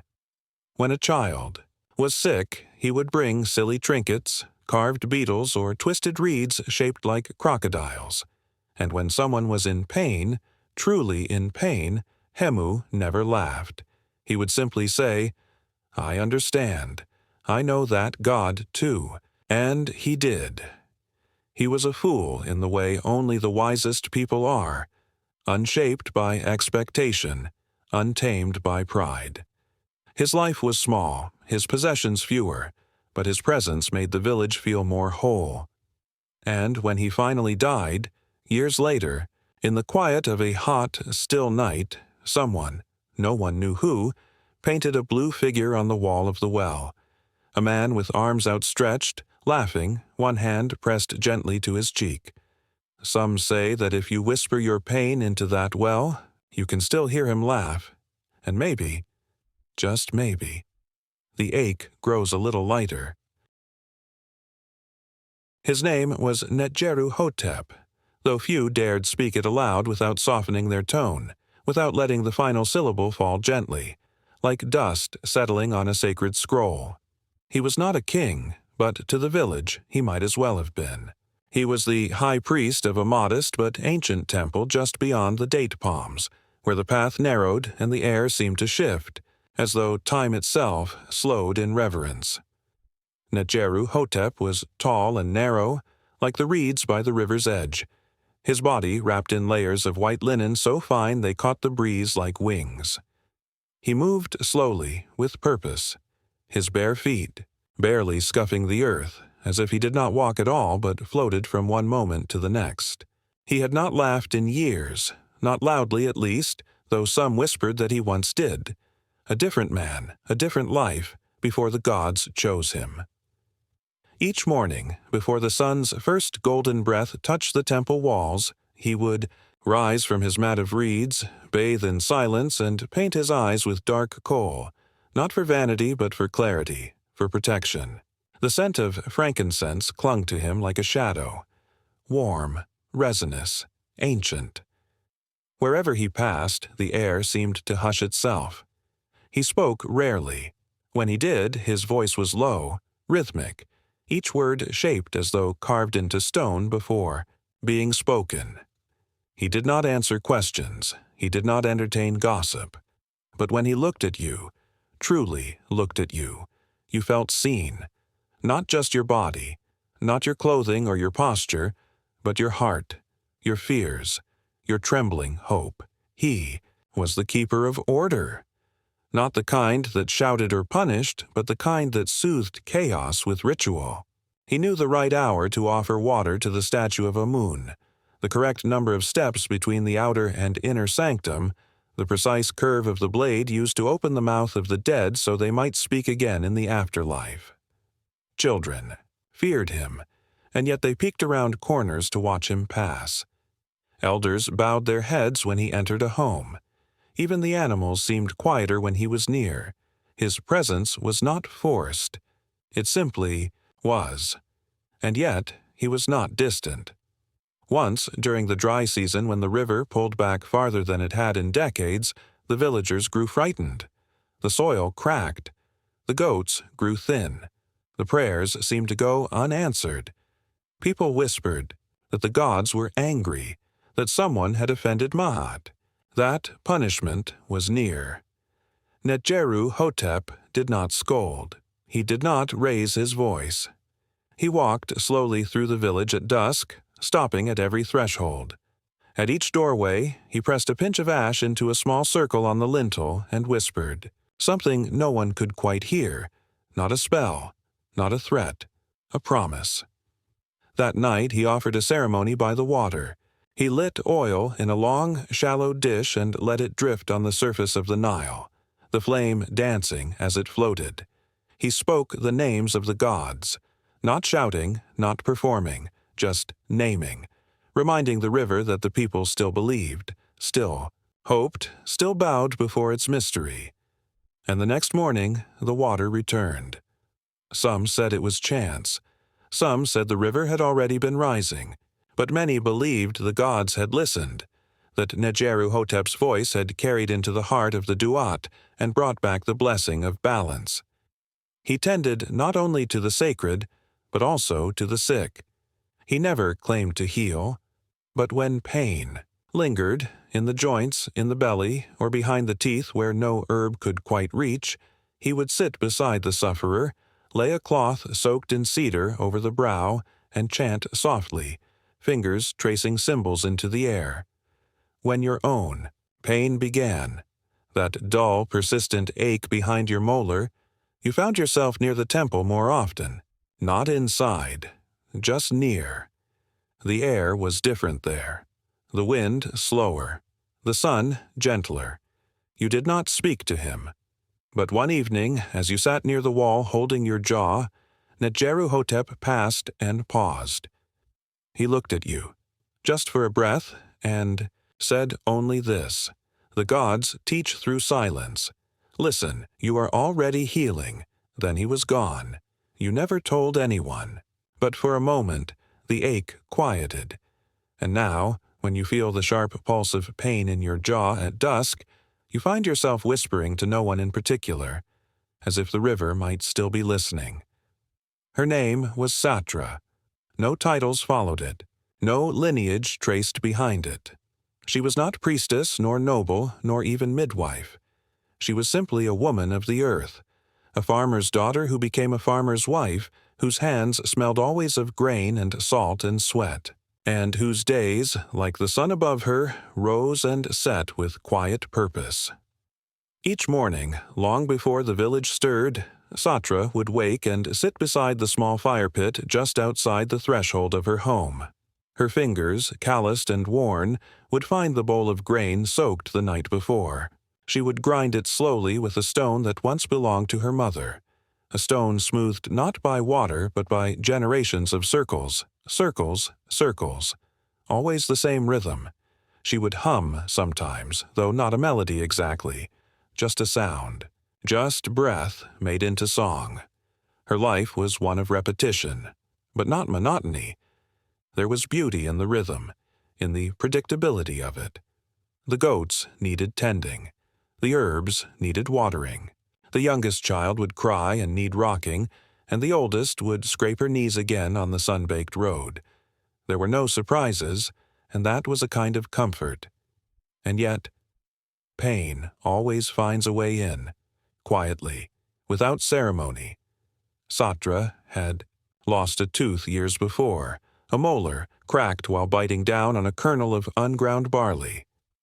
The pain had started as a throb, a dull heat behind her jaw, and over time it had become a sharp, searing bolt that made sleep a distant memory. She did not cry out. That was not her way. Instead, she bore it. She chewed only on one side. She pressed river mud to her cheek, wrapped in linen. She whispered prayers to Taweret, the goddess of childbirth and protection, though it was not. A child she was cradling, but the slow collapse of her own strength. One night, when the ache was strongest, she walked alone to the water. The moon was thin, like a curved blade in the sky.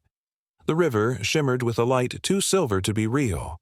Satra knelt at its edge, cupped the water in both hands, and drank slowly, letting it touch the pain as though it might wash something away. She had no priest to call upon, no gold to offer, no charm strung from turquoise or lapis lazuli. But she had her breath, and her belief. And so she pressed both palms to her cheeks and whispered, "I have borne children. I have buried goats. I have bled from work and wept in secret. I have done no harm but what I could not avoid. Let this pain pass, or let me carry it without shame." And then she stood, wiped her hands on her tunic, and walked home. The pain did not vanish. It never does, not entirely. But the next day, her neighbor brought crushed willow bark soaked in beer.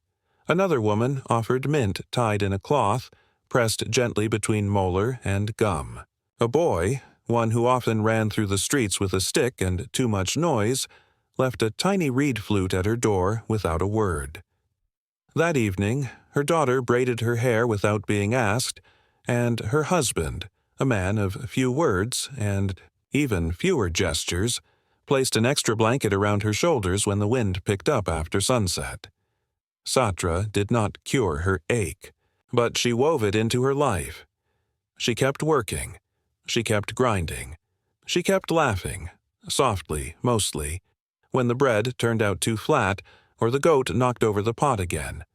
And when people asked how she bore it, how she functioned, how she smiled when the pain must still linger, she would only say, "You do not need to stop hurting to keep living. You only need to remember that you are more than the ache." She died old, not from sickness, not from injury, but like a flame, slowly finding the end of its wick, and when they wrapped her body in linen, they placed a tiny reed flute beside her, the same one from years ago, as if to say, even pain, when carried with grace, can become a kind of music. His name was Mena, and he smelled faintly of cedar, clay dust, and foreign spices, scents that clung to him like a second skin, the mark of someone who belonged to no one place. His cart, low and worn and always listing slightly to the left, creaked through the village just after sunrise, pulled by a donkey named Hekau, whose ears seemed permanently tilted in opposite directions, as if even she were unsure which way she was meant to go. Mena was not rich. His tunic was faded from years of desert sun, patched at the knees and under one arm where jars had once broken. His sandals were laced with mismatched leather cords. But his smile was wide and warm, the kind of smile that made people forget for a moment how much they owed him or how little they could afford. He sold many things, some useful, some not. Clay pots with hairline cracks that could still hold water if you placed them just so, bundles of papyrus rolled tight and tied with dyed cord, palm baskets, dyed cloth, beads strung in patient silence by women farther, downriver, and spices, caraway, fenugreek, coriander, measured by pinches, smelled before sold, rubbed between fingers in slow circles. Each item had a story. Mena did not just offer wares, he offered words. "This bowl," he would say, lifting a piece of polished limestone, was shaped by a man who carved tombs. His hands never stopped moving, even in his sleep. Or, "This thread is dyed with blue made from crushed lapis. I cannot tell you where it came from, but it crossed 5 rivers and 2 prayers to reach you." People bought not for need, but for story, for the feeling of something larger than their fields, their ovens, their aching joints. His days were long, but not hurried. He greeted everyone. He drank beer in slow sips beneath awnings while goats chewed the corner of his baskets. He offered sweets to children when they stood still long enough to listen. He had no family with him, no child calling his name from a doorway, but the village knew him as if he had always been there.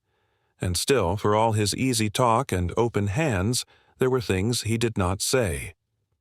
Each evening, when the last coins were counted and the last bowl packed carefully beneath linen, he would press his hand to his jaw, just below the left cheek, and wince. The pain had lived there for years. A tooth that had blackened and cracked long ago, a remnant from a bad winter when he'd tried to chew dried dates too hard for any mouth. He never spoke of it, but his eyes changed when he thought no one was watching. His jaw clenched ever, so slightly, and his laughter took on a quieter edge. He carried with him a pouch. Inside it, not coins or charms, but soft cloth, a sliver of willow bark, a scrap of linen soaked in clove oil, wrapped and rewrapped until it no longer stained his fingertips. When the pain flared, he would slip behind his cart, press the cloth to his gum, and breathe slowly through his nose. "Pain," he once said as he passed a jar to an old man with trembling hands, "is like a shadow that wants to be seen. If you ignore it too long, it starts whispering." Still he moved. Still he smiled, because in his work there was no stillness, no room to stop and ache. He believed, perhaps, that if he kept moving, kept trading, kept offering stories, the pain might become just another item in his cart, wrapped, labeled, quietly carried, and when he left each village the children would wave, the elders would nod, and someone would always call after him, "Mena, what will you bring next time?" And he would laugh, touching his cheek as if to check the pain was still there, and answer, "Whatever the river sends me." Then the creaking cart would roll forward again, and Mena, the merchant, the man with the toothache and the traveling heart, would vanish down the dusty road, carrying stories and shadows. He arrived at dusk, the color of the sky fading like ink in water, deepening from gold to violet as the sun bowed behind the low hills. No one knew his name at first. He did not offer it, and the villagers, used to the slow, familiar patterns of life, did not press him. Travelers came rarely, and those who came alone, even more rarely. His clothing was worn, dust-caked, marked with the bleached folds of someone who had walked for too long in the company of wind. His sandals were cracked. A tear in his sleeve had been stitched and restitched with different colors of thread. He carried a small satchel, the shape of which suggested it held very little, and yet he moved with the careful precision of someone who carried something heavy indeed, not in his arms, but somewhere deep in the folds of his chest. The elders allowed him to sleep near the fire in the outer courtyard. A bowl of lentils was given, a flask of beer, a flat piece of barley bread. He ate slowly, carefully, favoring one side of his mouth. Someone asked gently, "Is it your tooth?" He smiled, thinly, nodded, pressed his fingers to his jaw. "Too far gone," he whispered. His voice was rough, sun-dried, as if rarely used. "It broke 2 rivers ago. I chew only on the right, and even that is becoming difficult." They offered him remedies, soft things, warm compresses, honey mixed with crushed mint. He accepted them all with quiet gratitude, but he did not seem to expect relief, as if the pain had long since become part of him. A familiar passenger, a map etched into bone. That night, as the fire cracked and the stars leaned low, someone asked where he had come from. He stared into the flames for a long time before answering. And when he did, it was not a name he gave, not a place. It was a confession. "I left my village when my wife died, not because I was angry, not because I could not bear the grief, but because everything, the walls, the river, the sound of her sandals on the stones, reminded me of what I had lost." He paused. The firelight danced in his eyes. She was not beautiful, not the way stories like to pretend. She was tired more often than not. She sang off-key, she forgot things, she laughed when it was inappropriate, but her hands, he lifted his own, staring at the fingers. Her hands were always warm, even in winter. She would press them to my face when I was in pain. "Here," he said, touching the side of his jaw again. She said warmth was half the cure, and love was the other. The silence that followed did not feel empty. It felt full, like a room where everyone has placed something unseen at the center and stepped back. "I thought," he said after a while, "that if I walked far enough, the ache in my tooth would be all I noticed, that it would replace the ache in my heart." He chuckled, softly, bitterly. "But pain does not make room. It stacks, one atop another. My tooth, my grief, my weariness. They are not separate guests. They dine together. They whisper when I try to sleep." He pulled from his satchel a small object, a stone, smooth and pale, polished not by water but by fingers. He rolled it between his palms. "She gave me this the first time I was ill," he said. "Said it had been her father's. That it draws the heat from the bone. I do not believe that, but I carry it anyway, because when I press it to my face, I remember her." He set it down beside the fire. "It is not magic," he added, "but it is memory, and sometimes That's enough. He slept that night with one hand on his cheek, the other on the stone. He left at first light, said nothing, took nothing, left the stone behind. Some say he died a few days later, near the edge of the river, looking west.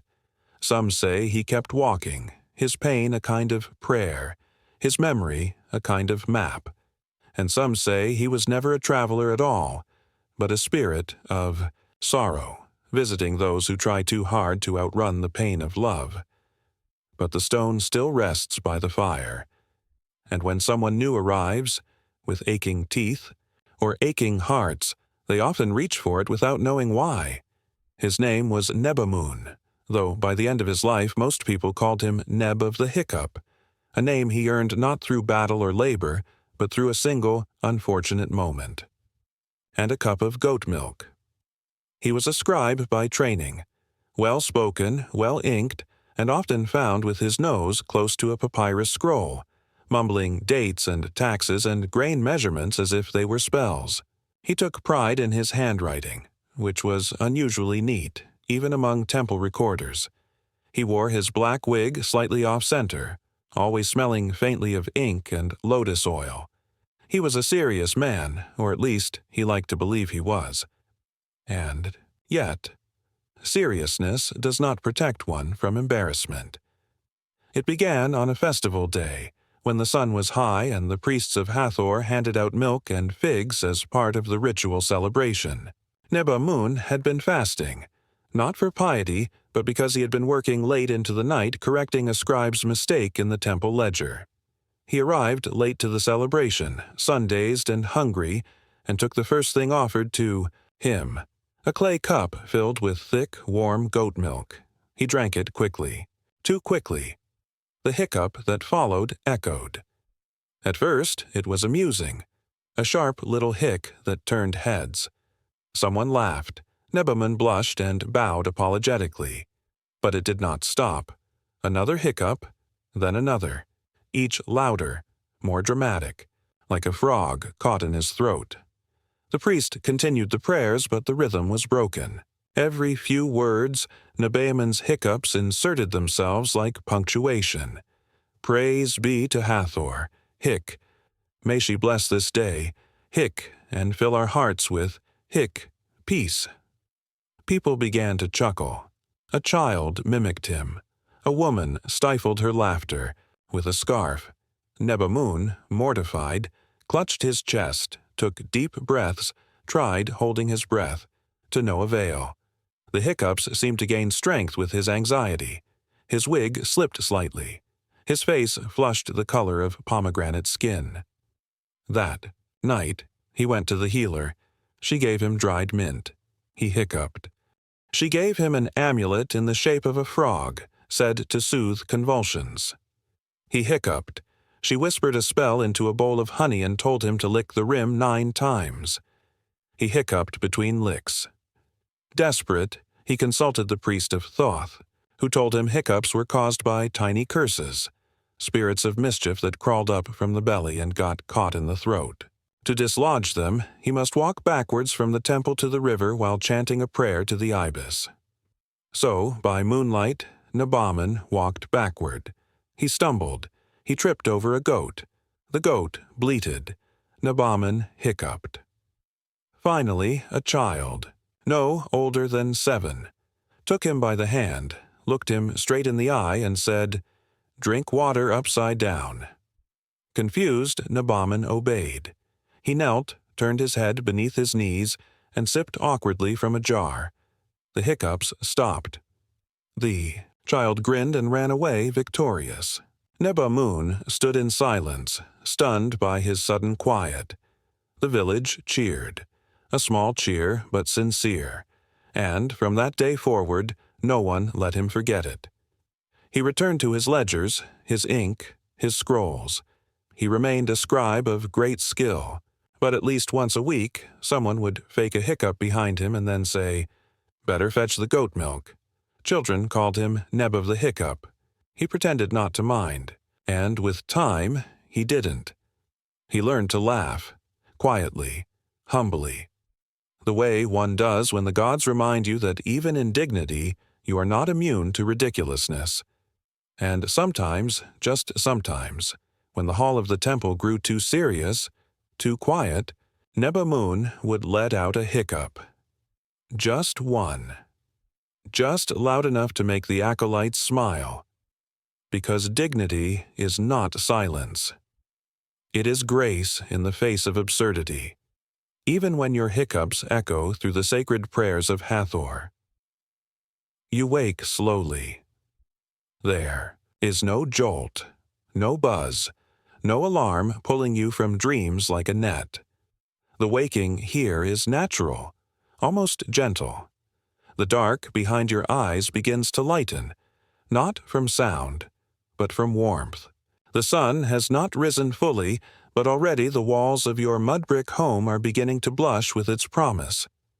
There is a faint glow slipping through the open window, not a window in the way you once knew, but a small rectangular gap in the wall, placed just so to invite the dawn.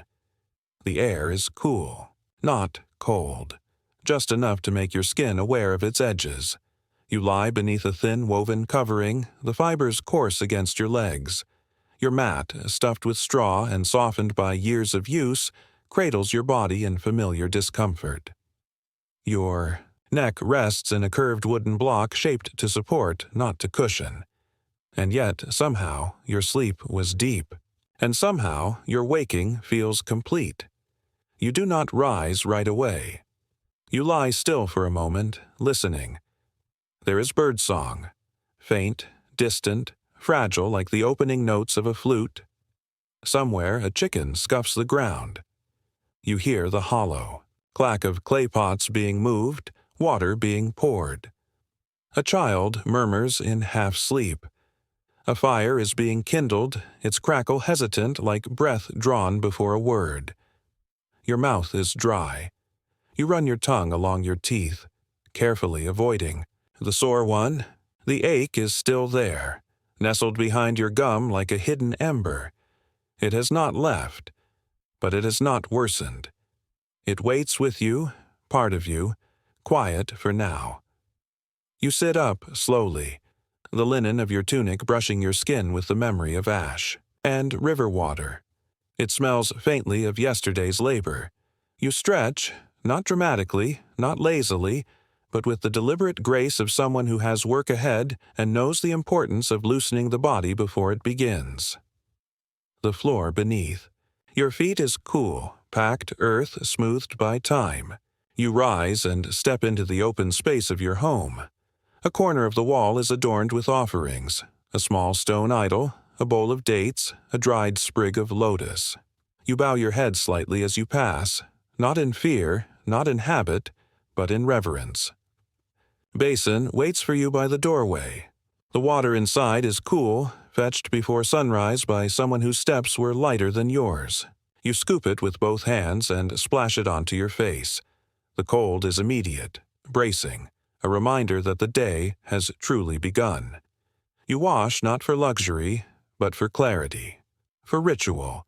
Clean hands, clean mind, clean heart. Someone has left a smear of clay beside the basin, healing clay, scented faintly with mint and garlic. You dip your finger into it and press it gently to your aching cheek. The pulse dulls slightly.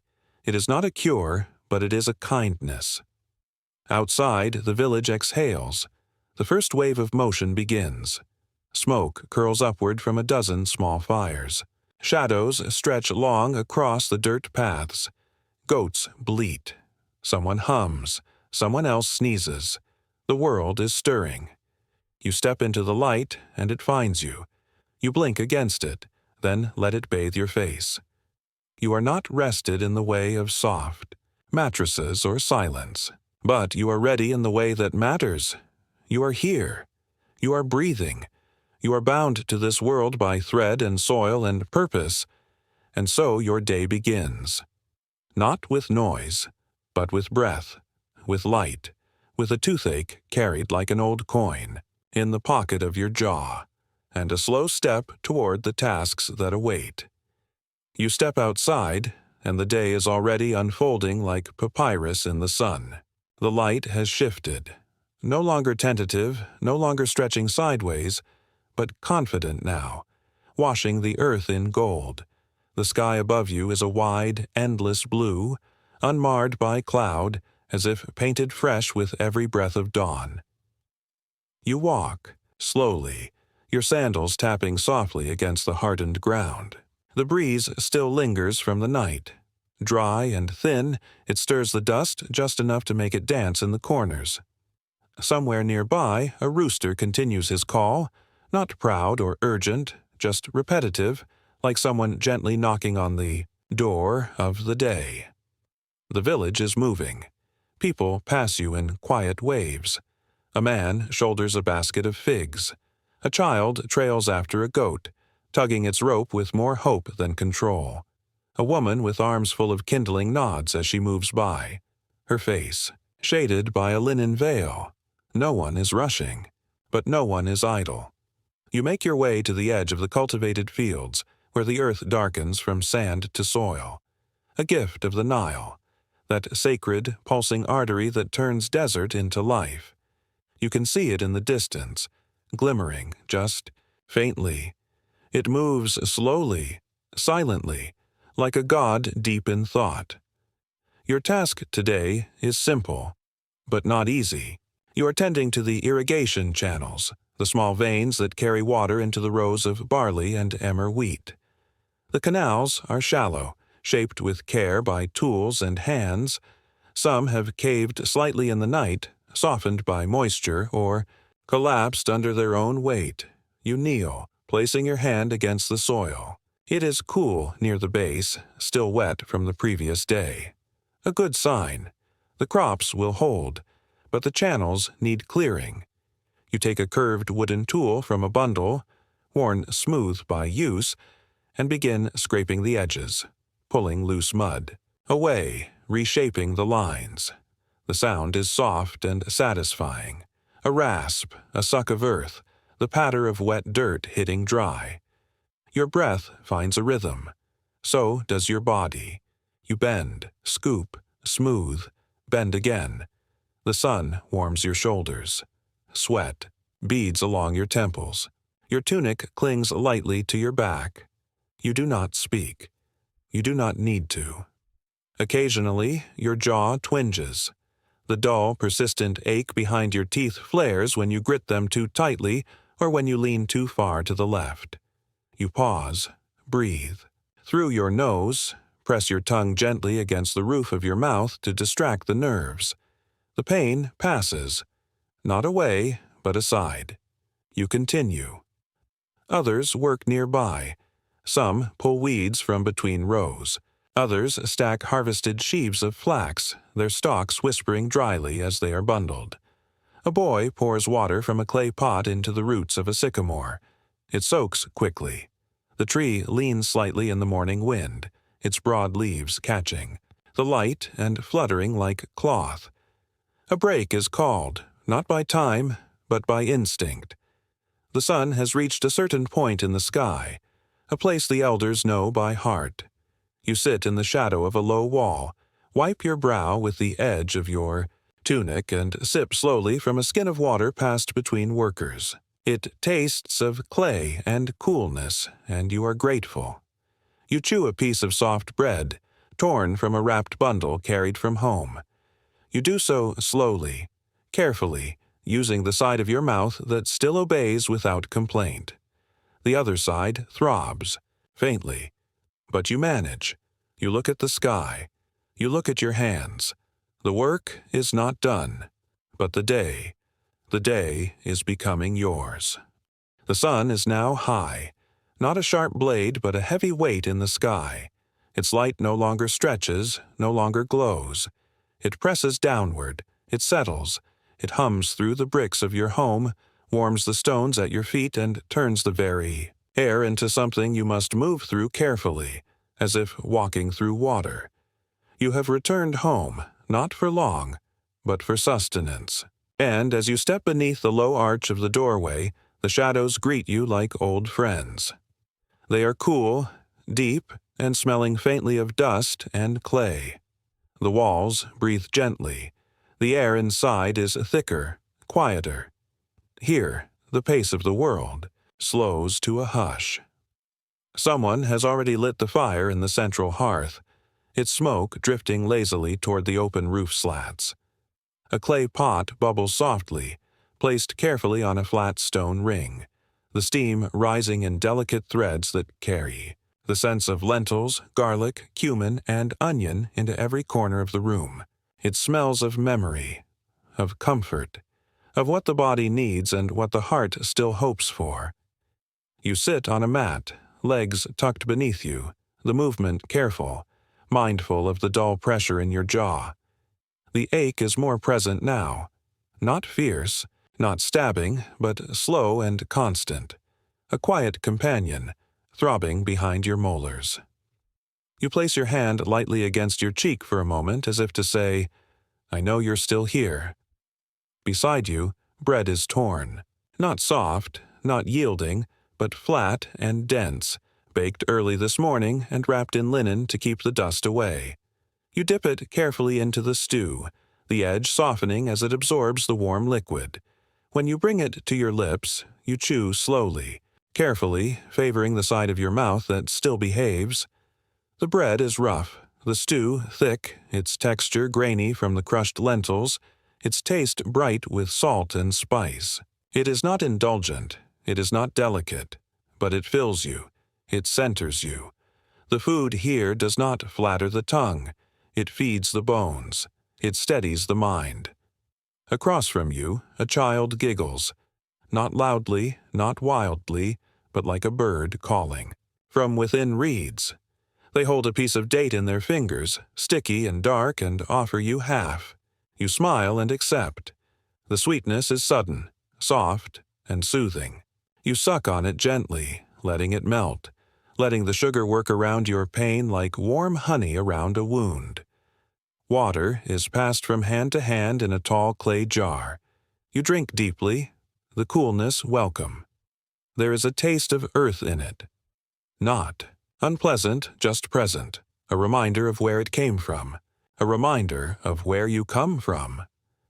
Conversation flows softly, not formal, not hushed, just the voices of those you know, speaking of things that happened and things still to do. Someone mentions a chicken that refuses to lay. Someone else laughs about a boy who tried to fish with his hands and ended up wet and fishless. These are not important stories, but they matter because they are yours. The meal ends not with a ritual, but with stillness, a pause, a hand resting lightly on the belly, a sigh, a glance toward the window where the light has shifted again, just slightly, just enough to say, time is moving. You rise, your jaw aches, but you are fed. Your limbs are tired, but they are steady. You step outside again, the sun now less, blinding, more golden, and you walk, slowly, back to the next part of your day, carrying with you the taste of lentils, the warmth of shared bread, the echo of laughter, and the soft reminder that even in a life shaped by work and dust, the midday meal is a moment of grace. The sun still shines, but it no longer stands tall. It leans now, just slightly, toward the western edge of the sky, as though it too has grown heavy with heat, ready to descend into shadow and rest. The light has changed. It no longer glares. It glows. The dust in the air catches it and turns it gold. You return to your tasks, with slower steps. There is no bell to mark this hour, no clock ticking away in the shadows. Only instinct. Only the rhythm of the day, felt in the soles of your feet and the way your shadow reaches farther now across the ground. The fields have grown quieter. Much of the heavy labor is done. Now, you turn to smaller things. Mending a broken basket, collecting the last herbs of the season, checking traps near the edge of the canal. You crouch low, inspecting stalks of flax. Your fingers are nimble but tired. The ache in your jaw pulses like the echo of a drum, soft but steady.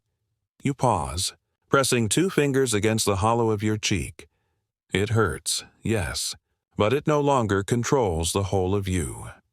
Children play nearby, barefoot, their voices rising in little bursts that never last long. They know better than to be too loud in the heat.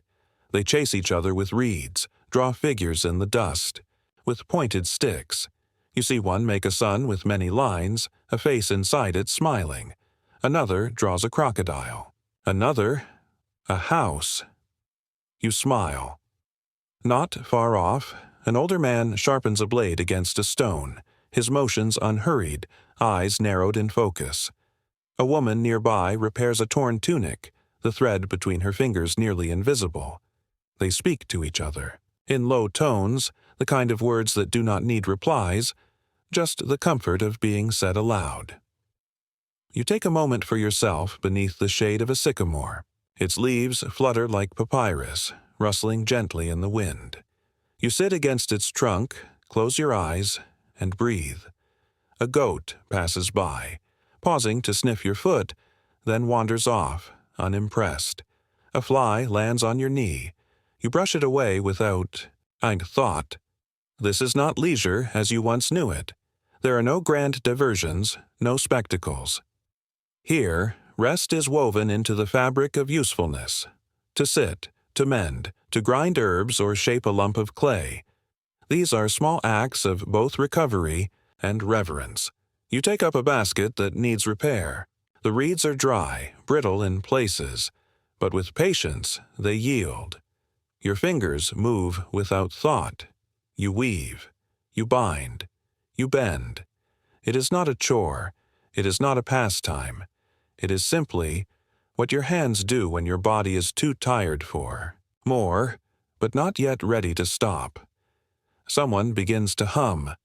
A woman nearby, rocking a child who is not yet asleep but not quite awake. The tune is low, without words, soft as breath.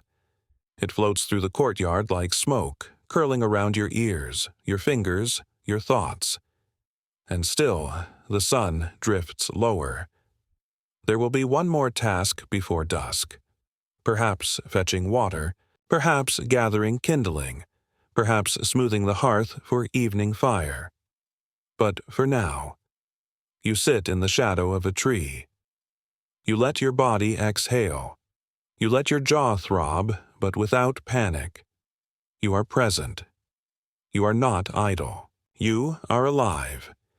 And in this hour, the hour between work and rest, between heat and cool, between ache and ease, that is enough. The sky has changed again.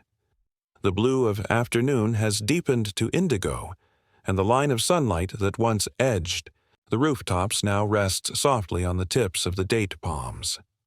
Everything is quieter. The wind has shifted. It comes from the west now, cooler, touched by the fading heat of the desert and the first breath of night. The shadows stretch like long fingers across the earth. Time does not feel measured now. It feels poured, smooth, steady. You return home slowly. Your limbs are tired. Your shoulders ache with the satisfaction of a day's effort. Dust clings to the folds of your tunic. Your hands are stained with the brown-green traces of herbs and soil. The ache in your jaw remains, dull, familiar. You press your fingers lightly against it, not seeking relief, just acknowledgement. You are here. You are still carrying it. A fire has been lit in the hearth, the glow golden and low, not roaring, just enough to warm the room, to cook what little remains of the day's meal, to cast flickering shadows across the mud-brick walls. The scent of onion and coriander lingers in the air, soft and sweet. A pot of water steams gently, not boiling, just warm enough to soak cloths, to rinse feet, to ease sore muscles. You sit with your family, not in formal silence, not in conversation, but in presence. One person stitches a tear in a sleeve. Another grinds dried beans with a slow, steady rhythm. A child leans against a parent's side, half awake, the day's adventures melting into dream. You do not speak much. You do not need to. The light from the fire reflects in the curve of a pot. A bowl of dried fruit is passed. You take one. A fig, shriveled and dark, its sweetness softened by time. You suck it, letting it soften in your mouth, careful again of your tender molar. It soothes. The sugar, the warmth, the calm. Outside, the sounds of the village fall away. A goat bleats. Once. A door creaks. A final cough from an elder. Then quiet. Above, the stars have begun to arrive. One by one, slow and deliberate, they prick the sky with light. The same stars that guided the gods, the same stars watched by pharaohs and shepherds, scribes and fools. And now, by you. You lay out your mat. The straw crackles beneath your weight. You lower your body into it slowly, every joint speaking in its own language. The linen that covers you smells of sun and ash. You pull it to your chin. Someone sets a bowl of oil near the doorway, its wick lit with a small fluttering flame. It casts a circle of light on the ground, enough to see, not enough to stir the dark. The flame dances, then stills. You close your eyes. Your body remembers every movement of the day, every stretch, every lift, every breath. The pain behind your teeth pulses, then fades, then pulses again. But it is no longer sharp. It has become part of the rhythm now. Another beat in the drum of your existence. Not silence, but softness. Your breath slows. The air cools, and sleep begins to find you. Not suddenly, but gently, like water covering stone. Back then, life moved slowly, not because people were lazy, but because time itself had a different shape. It stretched, it breathed, it folded itself around the rhythms of the sun, the seasons, the flow of the Nile. There were no clocks to divide the day into urgency, no alarms to tear you from sleep, no notifications to chase your attention from one thought to the next. Your body told the time. So did the light. The length of a shadow on the ground could speak louder than any bell, and you listened. Pain came quietly too. Not hidden, not ignored, but accepted as part of the body's dialogue with the world. You did not rush to silence it. You sat with it. You chewed differently. You slept with your hand beneath your cheek. You let herbs and hope and ritual hold the ache until it dulled into background hum. Now, your world is louder. You wake to blinking screens. You walk on hard floors. You move faster than your breath can always keep up. The food is soft. The beds are softer. The days are full of things. Not bad things, just many. Pain, too, arrives differently. And help is quicker. You can speak to someone trained. You can take a tablet. You can numb what once had to be endured. And that is a gift. There is mercy in that. And yet, there is something in the way the ancients walked through pain with patience. Not with defiance, but with softness. A slowness, a reverence. It did not make them stronger. It made them still. It brought them closer to their breath, their body, their gods. You, too, have rituals now. Warm drinks, weighted blankets, a podcast that hums you to sleep. There are still stars. Above you, though you may see fewer of them. There is still wind at night, though it hums against glass instead of clay. And somewhere in your chest, beneath the noise, beneath the comfort, there is still a pulse that remembers what it felt like to move with the sun, to wash your hands, before prayer, to hold pain in one cheek and joy in the other. That part of you is ancient, and it is still listening. We have gained much. There is no denying this. Medicine now knows the map of the human body with a clarity ancient healers could only dream of. You do not need to wait for willow bark to steep in water. You do not grind herbs with stones, hoping the mixture is enough. You can ease a toothache in hours, with numbing agents, with antibiotics, with surgery if needed. You can fix what was once only endured. We have gained light that never fades, heat at the press of a button, water that flows not from a shared well, but from a tap in your home. You do not wait for fire to warm your food.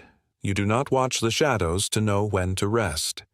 Life, in its daily mechanics, is easier now, faster, kinder to the body in many ways. We have gained choice, where to live, who to love, what work to do, when to speak, when to rest. The boundaries that once confined a person to their station, farmer, weaver, wife, widow, have softened. In many places, not all, but many, there is more room to grow. And yet, we have lost something, too. We have lost the silence, not the absence of sound. Silence is never really about noise, but the spaciousness of time, the long stretches where a thought could echo, where a task was done with the whole body present, where pain was not merely a nuisance, but a teacher, where each movement had meaning simply because it was necessary. We have lost slowness, the sacred kind, the kind that does not demand efficiency but invites reflection. When you walked from one field to the next, you saw the shape of the sky. You felt the heat shift. You noticed how the light changed on a neighbor's face. We have lost, too, the intimacy of need, the way a community once held each other. You did not carry pain alone. You could not afford to. And so it was shared, in whispered remedies, in bread baked just a little softer, in hands pressed gently to a cheek without needing to ask why. You are not wrong to live as you do, but you are not wrong, either, to miss what you do not remember. The weight of a day shaped by sun, not screens. The depth of a life built slowly, without interruption. And somewhere inside your modern rhythms, that longing still lives, quietly, patiently, like an old herb waiting to be remembered. And now, the day has passed, not just in ancient Egypt, beneath the hush of sycamores and the shimmer of the Nile, but here, in your own body, in your own quiet space. The hours have softened, just as the fire once did, just as breath softens before sleep. You are still, and that stillness is enough. You have walked through another's day, felt the sting of dust behind the teeth, the sting of herbs on the tongue. You have worn the linen, tasted the barley, heard the call of birds before sunrise. You have labored beneath a sun you cannot control. You have pressed your hand to your cheek, feeling the shape of pain not as enemy, but as companion. And now you return.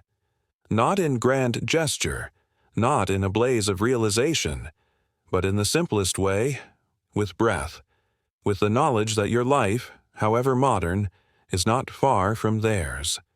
That beneath the technologies, the comforts, the fast-moving current of now, there still beats a heart that understands slowness, silence, shadow. You return to your room, to your bed, to the faint hum of the world you know. But part of you lingers there, on a dirt path warmed by light, in the scent of garlic simmering in clay, in the hush of a hand resting on the side of a face where a tooth quietly throbs. Maybe you will sleep now, or maybe you will lie awake a little longer, eyes tracing the ceiling, remembering the way a priest spoke without raising his voice, the way a merchant smiled through pain, the way a reed mat felt beneath tired limbs. Whatever you do, know this: you are not alone, not in your busyness, not in your silence, not in your pain. Someone, centuries ago, once sat as you do, aching, dreaming, waiting for rest. They closed their eyes and let the world keep turning. And so can you. So now, breathe, rest. You have traveled far, and your life, like theirs, is waiting patiently for you to return to it. The fire dims. Its light no longer flickers against walls or casts long shadows across clay floors. It has done its work. Its breath is shallow now, a glow tucked deep in the coals, like a memory nearly forgotten. You do not need it any more. The night has taken its place, slow, vast, and unburdened by words. You are lying down, not in a grand bed, not on polished stone or silken cushion, but on a mat, woven from reed and time, softened by use and warmed by the shape of your own body. The linen that covers you holds the scent of the day, smoke, skin, sun. It does not perfume you. It reminds you that you are real, that you were here. Your breath is slow now. You do not think of tasks. You do not worry for tomorrow. You do not reach for anything beyond the stillness that wraps around your limbs like dusk itself. You feel the beat of your heart, not in your chest, but in your jaw, where the ache still lives, faintly. It is not painful now. It is simply there, a small reminder that you are still in a body, still tethered, still turning with the earth. Outside, the village has gone quiet. The animals sleep. The birds have folded into themselves, silent under palm thatch. The wind, too, has laid itself down. Even the stars, though bright, seem not to speak. They only watch, as they always have, as they will long after your name is forgotten, long after your mat has turned back to earth, long after your bones have joined the riverbank. But not tonight. Tonight, you are still here, and around you, the breathing hush of ancestors, the low echo of stories that never ended, only paused, the scent of incense once burned, the taste of barley once chewed, the sound of footsteps walking barefoot into morning. There is no curtain to fall, no final line to speak. There is only this: you are not alone.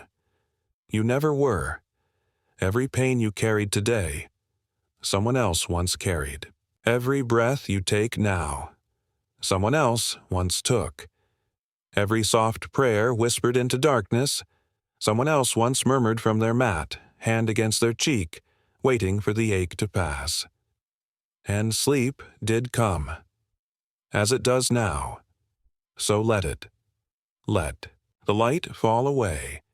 Let the thoughts scatter like dust in wind. Let the story dissolve back into silence. The fire dims. The wind rests. You breathe, and sleep finds you.